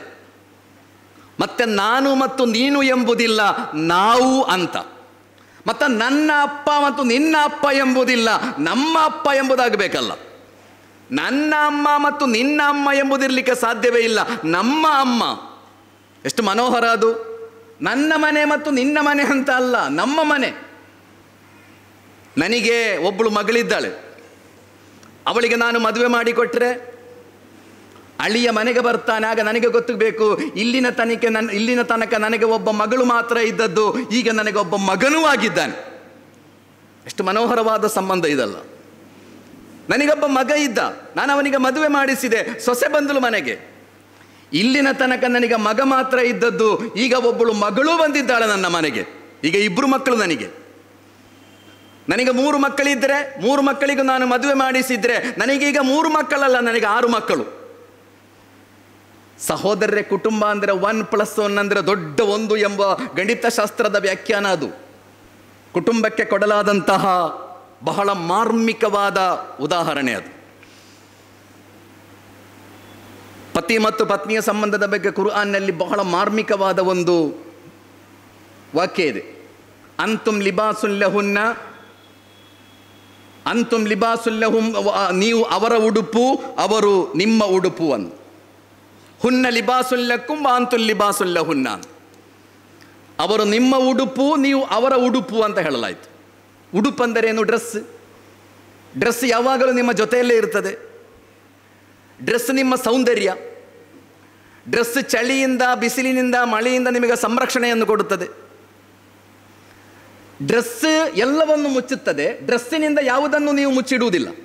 ಈ ಡ್ರೆಸ್ ಇದೆ ಅಲ್ಲ, ನನ್ನ ಶರ್ಟ್, ನನ್ನ ಪ್ಯಾಂಟ್, ನನ್ನ ಎಲ್ಲ ಕುಂದುಕೊರತೆಗಳನ್ನು ಮುಚ್ಚುತ್ತದೆ. ಇದರಿಂದ ಮುಚ್ಚಿಡ್ಲಿಕ್ಕೆ ಯಾವುದೂ ಇಲ್ಲಲ್ಲ ನನಗೆ. ಅದೇ ರೀತಿ ಪತಿ ಮತ್ತು ಪತ್ನಿ ಅಂದರೆ ಪರಸ್ಪರ ಮುಚ್ಚಿಡುವಂತಹದ್ದು ಯಾವುದೂ ಇಲ್ಲ, ಇರಬಾರ್ದು. ಅದಕ್ಕೆ ಹೇಳುವುದು ಕುಟುಂಬ. ಅಲ್ಲಿ ಮುಚ್ಚಿಡುವಂತಹದ್ದು ಯಾವುದೂ ಇಲ್ಲ. ನನ್ನ ಮೊಬೈಲ್, ಅದಕ್ಕೆ ಯಾವ ಪಾಸ್ವರ್ಡು ಇಲ್ಲದೆ ನನ್ನ ಮನೆಯಲ್ಲಿಟ್ಟು 1 ವಾರವೋ 1 ತಿಂಗಳೋ ಪತ್ನಿಯ ಕೈಯಲ್ಲಿ ಕೊಟ್ಟು ಎಲ್ಲಿಗೆ ಬೇಕಾದರೂ ಹೋಗಲಿಕ್ಕೆ ನನಗೆ ಧೈರ್ಯ ಇರಬೇಕು. ಇದು ಒಂದೊಂದು ಮೊಬೈಲಿಗೆ 3 ಲಾಕ್ ಇದೆ. ವಾಟ್ಸಪ್ಗೆ ಬೇರೆ ಲಾಕ್ ಇದೆ, ಪಾಸ್ವರ್ಡ್ ಬೇರೆ ಇದೆ, ಫಿಂಗರ್ ಪ್ರಿಂಟ್ ಇನ್ನೂ ಬೇರೆ ಇದೆ. 5 ದಿವಸ ಬೇಡಿ, 1 ಅರ್ಧ ಗಂಟೆ ಕೂಡ ಹೆಂಡತಿಯ ಕೈಯಲ್ಲಿ ಮೊಬೈಲ್ ಕೊಟ್ಟು ಹೋಗಲಿಕ್ಕೆ ಧೈರ್ಯ ಇರುವವರು ಬಹಳ ಕಡಿಮೆ ಇರುವುದು. ವಲ ಮುತ್ತಖಿದಾತಿ ಅಖ್ದಾನ್ ಅಂತ ಕುರಾನ್ನಲ್ಲಿ ಒಂದು ಪ್ರಸ್ತಾಪ ಇದೆ. ಅನೈತಿಕ ಸಂಬಂಧದ ಬಗ್ಗೆ ನೀವು ಬಹಳ ಜಾಗರೂಕತೆ ಪಾಲಿಸಬೇಕು. ಅನೈತಿಕತೆಯ ಪರಿಣಾಮ ಕಣ್ಣೀರು ಮಾತ್ರ ಆಗಿರುತ್ತದೆ. ಅನೈತಿಕತೆಯ ಪರಿಣಾಮ ಕಣ್ಣೀರು ಮಾತ್ರ. ಸೋಷಿಯಲ್ ಮೀಡಿಯಾದ ಕಾಲದಲ್ಲಿ ಕುಟುಂಬಗಳು ಒಡೆದು ಹೋಗಲಿಕ್ಕೆ ಬಹಳ ದೊಡ್ಡ ಕಾರಣ ಅನೈತಿಕ ಸಂಬಂಧಗಳು. ಮದುವೆ ಆಗದವರು, ಆದವರು, 2-3 ಮಕ್ಕಳ ತಂದೆ ತಾಯಂದಿರು, ಯಾವುದೆಲ್ಲ ರೀತಿಯ ಅನೈತಿಕ ಸಂಬಂಧಗಳು. ವಲ ಮುತ್ತಖಿದಾತಿ ಅಖ್ದಾನ್, ಅನೈತಿಕ ಸಂಬಂಧದಿಂದ ದೂರವಿರಿ. ಅದರ ಪರಿಣಾಮ ಕಣ್ಣೀರು ಮಾತ್ರ ಆಗಿರುತ್ತದೆ. ಆದ್ದರಿಂದ ನನ್ನ ಪತ್ನಿಗೆ ನನ್ನ ಮೊಬೈಲ್ ಕೊಟ್ಟು ಯಾವ ಪಾಸ್ವರ್ಡು ಇಲ್ಲದೆ ಎಲ್ಲಿಗೆ ಬೇಕಾದರೂ ಹೋಗಲಿಕ್ಕೆ ನನಗೆ ಧೈರ್ಯ ಇರಬೇಕು. ಯಾಕಂದರೆ ಅದಕ್ಕೆ ಅವಳಿಗೆ ಪರಿಚಯ ಇಲ್ಲದ ಯಾರ ಮೆಸೇಜ್ ಬರಲಿಕ್ಕೆ ಸಾಧ್ಯವೇ ಇಲ್ಲ. ಅದೇ ರೀತಿ ಪತ್ನಿಯಾದವಳಿಗೆ ಕೂಡ ಯಾವ ಪಾಸ್ವರ್ಡು ಇಲ್ಲದೆ ತನ್ನ ಮೊಬೈಲನ್ನು ಪತಿಯ ಕೈಯಲ್ಲಿ ಕೊಟ್ಟು ವಾರವೋ ತಿಂಗಳೋ ವರ್ಷಗಟ್ಟಲೆಯೋ ಹೋಗುವ ಧೈರ್ಯ ಇರಬೇಕು. ಅದಕ್ಕೆ ಹೇಳೋದು ಹುನ್ನ ಲಿಬಾಸುಲ್ಲಕುಂ ವ ಅಂತುಂ ಲಿಬಾಸುಲ್ಲಹುನ್ನ. ನೀವು ಅವರ ಉಡುಪು, ಅವರು ನಿಮ್ಮ ಉಡುಪು ಅಂತ. ಉಡುಪಿನಿಂದ ಮುಚ್ಚಿಡುವಂತಹದ್ದು ಯಾವುದೂ ಇರಬಾರ್ದು. ಕುಟುಂಬದಲ್ಲಿ ನಿಗೂಢತೆ ಎಂಬುದು ಇರಲೇಬಾರದು.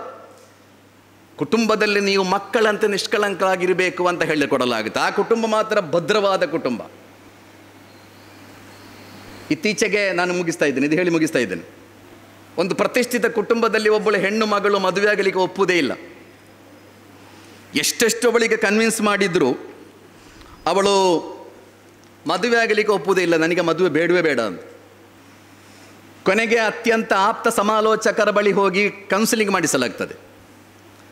ಆವಾಗ ಹೆಣ್ಣು ಮಗಳು ಹೇಳಿದ್ರು, ನನಗೆ ಮದುವೆ ಬೇಡ, ಯಾಕೆಂದರೆ ನಾನು ನನ್ನ ಪೇರೆಂಟ್ಸಿನ ದಾಂಪತ್ಯ ಜೀವನವನ್ನು ನೋಡಿದ್ದೇನೆ ಅಂತ ಹೇಳಿದಳ ಹೆಣ್ಣು ಮಗಳು.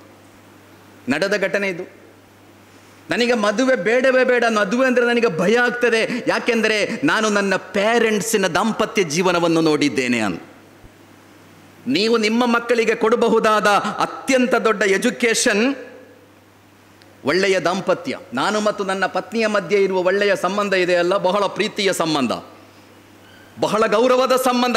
ನಾನು ನನ್ನ ಮಗನಿಗೆ, ನನ್ನ ಮಗಳಿಗೆ ಕೊಡಬಹುದಾದ ಅತ್ಯಂತ ದೊಡ್ಡ ಎಜುಕೇಷನ್ ಅದು. ನನ್ನ ಮಗನನ್ನು ಅಥವಾ ನನ್ನ ಮಗಳನ್ನು ಡಾಕ್ಟರ್ ಮಾಡುವುದಕ್ಕಿಂತ, ನನ್ನ ಮಗನನ್ನು ಅಡ್ವೊಕೇಟ್ ಮಾಡುವುದಕ್ಕಿಂತ, ನನ್ನ ಮಗನನ್ನು ಒಬ್ಬ MBA ಮಾಡುವುದಕ್ಕಿಂತ ನಾನು ಕೊಡಬಹುದಾದ ಅತ್ಯಂತ ದೊಡ್ಡ ಎಜುಕೇಷನ್ ನಾನು ಮತ್ತು ನನ್ನ ಪತ್ನಿಯ ಮಧ್ಯೆ ಇರುವ ಅತ್ಯಂತ ಒಳ್ಳೆಯ ಸಂಬಂಧ, ಅತ್ಯಂತ ಒಳ್ಳೆಯ ದಾಂಪತ್ಯ. ನನ್ನ ಮಗ ಎಲ್ಲಿ ಕಲಿಬೇಕು ಪ್ರೀತಿ, ನನ್ನ ಮಗ ಎಲ್ಲಿ ಒಳ್ಳೆಯ ದಾಂಪತ್ಯದ ಪಾಠಗಳನ್ನು ಕಲಿಬೇಕು, ಒಳ್ಳೆಯ ಕುಟುಂಬ ಜೀವನವನ್ನು ನನ್ನ ಮಗಳು ಎಲ್ಲಿ ಕಲಿಬೇಕು, ನನ್ನನ್ನು ನೋಡಿ ಕಲಿಬೇಕಲ್ಲ, ಬೇರೆಲ್ಲಿ ಸಿಗ್ತದೆ ಅವಳಿಗೆ ಕಲೀಲಿಕ್ಕೆ. ನಮ್ಮ ಮಕ್ಕಳು ಒಳ್ಳೆಯ ಕುಟುಂಬ, ಒಳ್ಳೆಯ ದಾಂಪತ್ಯ, ಒಳ್ಳೆಯ ಬದುಕು ಕಲಿಬೇಕಾದದ್ದು ಶಾಲೆಯಲ್ಲಿ ಅದನ್ನು ಕಲಿಸಿಕೊಡಲಾಗುವುದಿಲ್ಲ. ಪಠ್ಯಪುಸ್ತಕದಲ್ಲದೊಂದು ಪಠ್ಯ ಅಲ್ಲಲ್ಲ. ಅದೆಲ್ಲವೂ ನನ್ನ ಮಗ, ನನ್ನ ಮಗಳು ಕಲಿಬೇಕಾದದ್ದು ನನ್ನನ್ನು ನೋಡಿ. ಸಹೋದರ, ನಮ್ಮ ಮನೆಯಿಂದಲೇ ಅವಳು ಕಲಿಬೇಕಾದದ್ದು. ನನ್ನನ್ನು ನೋಡಿಯೇ ನನ್ನ ಮಗಳು ಕಲಿಬೇಕಾದದ್ದು, ನನ್ನನ್ನು ನೋಡಿಯೇ ನನ್ನ ಮಗ ಕಲಿಬೇಕಾದದ್ದು. ಈ ಅರಿವು ನಮಗೆಲ್ಲ ಇರಬೇಕು, ಈ ಪ್ರಜ್ಞೆ ನಮಗೆಲ್ಲ ಇರಬೇಕು. ಹಾಗೆ ಕುಟುಂಬದಲ್ಲಿ ನಾವೆಲ್ಲ ಮೌಲ್ಯಗಳನ್ನು ಪಾಲಿಸುವುದಾದರೆ, ನಮ್ಮ ಕುಟುಂಬ ಒಳ್ಳೆಯ ಕುಟುಂಬಗಳಾದರೆ ನಾಳೆಯ ತಲೆಮಾರು ಒಳ್ಳೆಯ ತಲೆಮಾರು ಆಗ್ತದೆ, ಸಮಾಜ ಒಳ್ಳೆಯ ಸಮಾಜ ಆಗ್ತದೆ. ಕೊನೆಯದಾಗಿ ಒಬ್ಬ ದಾರ್ಶನಿಕ ಹೇಳಿದರು, ನೀವು ಮನೆಗೆ ಹೋಗುವಾಗ ನಿಮ್ಮ ಎಲ್ಲ ಪೋಸ್ಟ್ಗಳನ್ನು ಮನೆಯ ಹೊರಗೆ ಇಟ್ಟು ಹೋಗಬೇಕು ಅಂತ. ನಮಗೆಲ್ಲ ಬೇರೆ ಬೇರೆ ಪೋಸ್ಟ್ ಇದೆ ಅಲ್ಲ, MLA, ಒಂದು ಸಂಘಟನೆಯ ಅಧ್ಯಕ್ಷ, ಮಸೀದಿಯ ಅಧ್ಯಕ್ಷ, ಆ ಕಮಿಟಿಯ ಅಧ್ಯಕ್ಷ, ಈ ಕಮಿಟಿಯ ಅಧ್ಯಕ್ಷ, ಹೀಗೆ ಬೇರೆ ಬೇರೆ ಪೋಸ್ಟ್ ಎಲ್ಲ ಇದೆ ಅಲ್ಲ. ಇದೆಲ್ಲ ನೀವು ಮನೆಯ ಹೊರಗೆ ಇಟ್ಟು ಮನೆಯ ಒಳಗೆ ಹೋಗಬೇಕು. ಮನೆಯ ಒಳಗೆ ಹೋದರೆ ನೀವು ನಿಮ್ಮ ಪತ್ನಿಯ ಪತಿ ಮತ್ತು ನಿಮ್ಮ ಮಕ್ಕಳ ತಂದೆ ಮಾತ್ರ ಆಗಿರಬೇಕು ಅಂತ.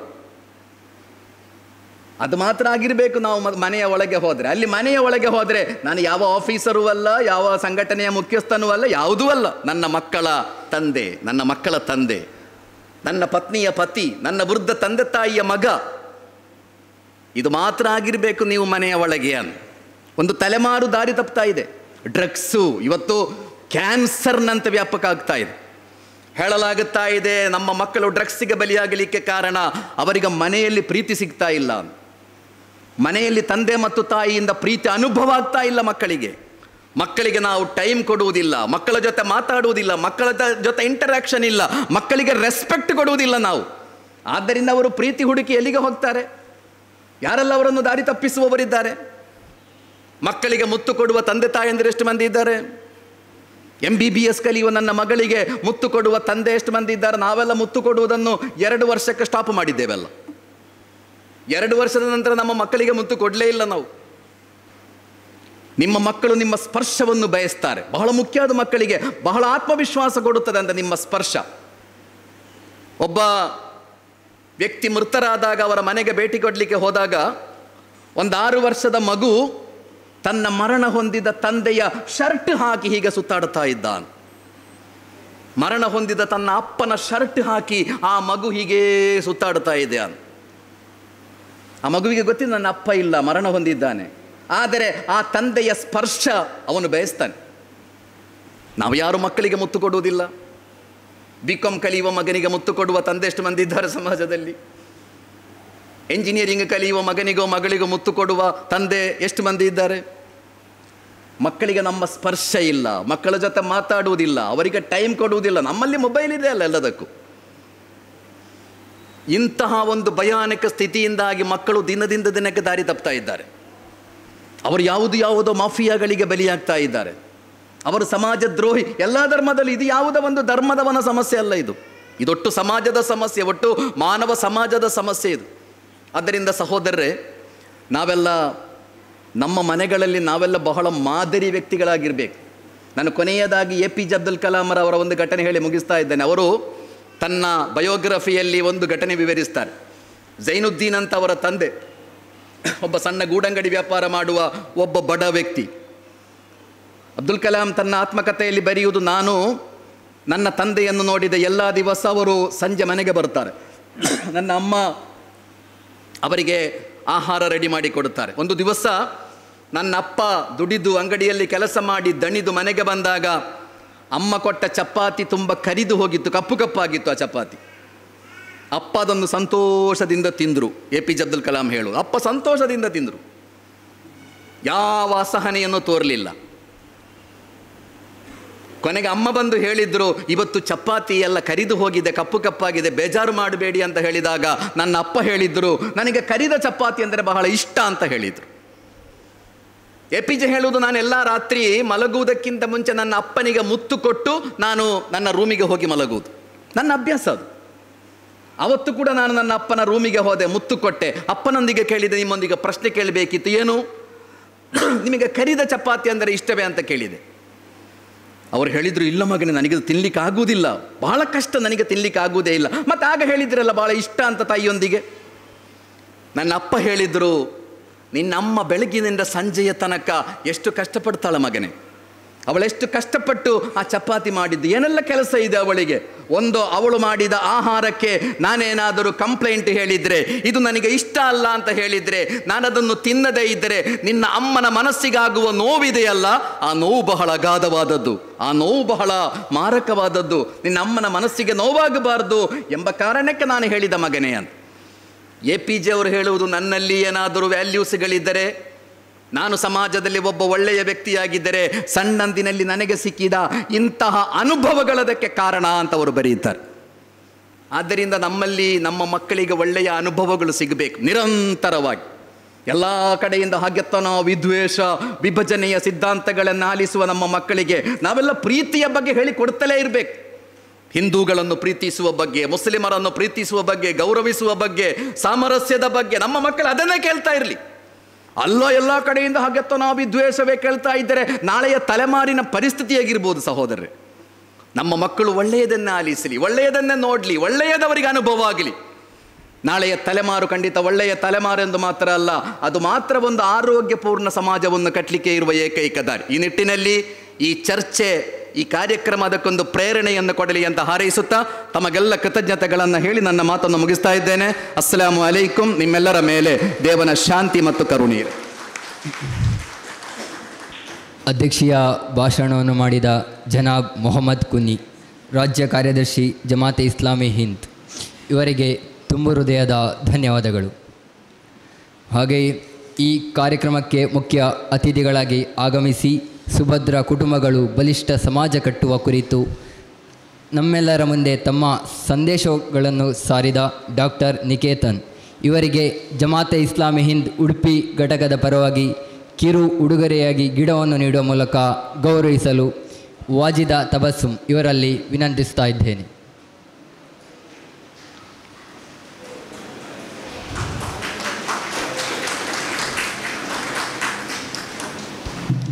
ಧನ್ಯವಾದಗಳು.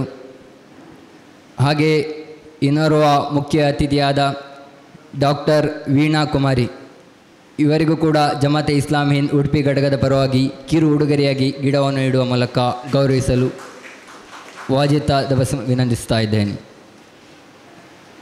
ಹಾಗೆಯೇ ಈ ಕಾರ್ಯಕ್ರಮದ ಇನ್ನೋರ್ವ ಮುಖ್ಯ ಅತಿಥಿಯಾಗಿ ಆಗಮಿಸಿದ ಕ್ರೈಸ್ತ ಧರ್ಮಗುರು ಲಿಯೋ ಪ್ರವೀಣ್ ಡಿಸೋಜಾ ಇವರಿಗೂ ಕೂಡ JH ಉಡುಪಿ ಘಟಕದ ಪರವಾಗಿ ಕಿರು ಉಡುಗೊರೆಯಾಗಿ ಗಿಡವನ್ನು ನೀಡಿ ಗೌರವಿಸಲು ಜನಾಬ್ ಮೊಹಮ್ಮದ್ ಕುನ್ನಿ ಇವರಲ್ಲಿ ವಿನಂತಿಸ್ತಾ ಇದ್ದೇನೆ.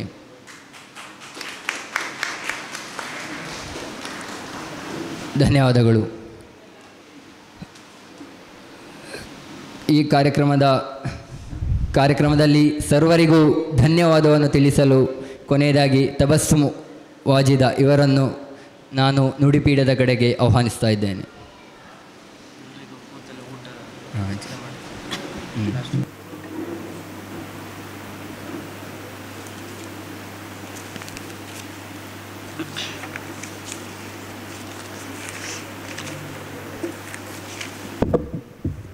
ಪರಮ ದಯಾಮಯನು ಕರುಣಾನಿಧಿಯೂ ಆದ ಅಲ್ಲಾಹನ ನಾಮದಿಂದ ಜಮಾತೆ ಇಸ್ಲಾಮಿ ಹಿಂದ್ ಉಡುಪಿ ಘಟಕದಿಂದ ಹಮ್ಮಿಕೊಂಡಂತಹ ಇವತ್ತಿನ ಈ ಫ್ಯಾಮಿಲಿ ಗೆಟ್ ಟುಗೆದರ್, ಈ ಒಂದು ಅರ್ಥಪೂರ್ಣ ಕಾರ್ಯಕ್ರಮ ಯಶಸ್ಸಿಗೆ, ಇದರ ಕಾರ್ಯಕ್ರಮದ ಯಶಸ್ಸಿಗೆ ಪ್ರಪ್ರಥಮವಾಗಿ ನಾನು ಸೃಷ್ಟಿಕರ್ತನನ್ನು ಸ್ತುತಿಸುತ್ತೇನೆ. ಅಲ್ಹಮ್ದುಲಿಲ್ಲಾ. ಹಾಗೆಯೇ ಮುಖ್ಯ ಅತಿಥಿಗಳಾಗಿ ನಮ್ಮನ್ನುದ್ದೇಶಿಸಿ ತಮ್ಮ ಚಿಂತನೆಗಳನ್ನು ಹಂಚಿಕೊಂಡ ಡಾಕ್ಟರ್ ನಿಕೇತನ್, ಪ್ರಾಧ್ಯಾಪಕರು, ಗೌರ್ಮೆಂಟ್ ಕಾಲೇಜ್ ಉಡುಪಿ, ಇವರಿಗೆ ಜಮಾತೆ ಇಸ್ಲಾಮಿ ಹಿಂದ್ ಉಡುಪಿ ಘಟಕದ ಪರವಾಗಿ ತುಂಬು ಹೃದಯದ ಧನ್ಯವಾದವನ್ನು ಅರ್ಪಿಸುತ್ತಿದ್ದೇನೆ. ಹಾಗೆಯೇ ನಮ್ಮ ಇನ್ನೋರ್ವ ಅತಿಥಿ doctor Veena Kumari, district lab incharge blood centre Udupi district hospital, ಇವರಿಗೂ ಕೂಡ ನಾನು ಜಮಾತೆ ಇಸ್ಲಾಮಿ ಹಿಂದ್ ಉಡುಪಿ ಘಟಕದ ಕಡೆಯಿಂದ ಹೃದಯಪೂರ್ವಕ ಧನ್ಯವಾದವನ್ನು ಅರ್ಪಿಸುತ್ತಿದ್ದೇನೆ. ಇದೇ ರೀತಿ ನಮ್ಮೊಂದಿಗೆ ನಮ್ಮ ಇನ್ನೊಂದು ಮುಖ್ಯ ಅತಿಥಿ ನಮ್ಮನ್ನುದ್ದೇಶಿಸಿ ಮಾತನಾಡಿದ್ದಾರೆ Father Leo Praveen D'Souza, director ecumenism Udupi diocese, assistant priest Mother of Sorrows Church Udupi, ಇವರಿಗೂ ಕೂಡ ನಾನು ಜಮಾತೆ ಇಸ್ಲಾಮಿ ಹಿಂದ್ ಉಡುಪಿ ಘಟಕದ ಕಡೆಯಿಂದ ಹೃದಯಪೂರ್ವಕವಾಗಿ ಧನ್ಯವಾದಗಳನ್ನು ತಿಳಿಸುತ್ತಿದ್ದೇನೆ.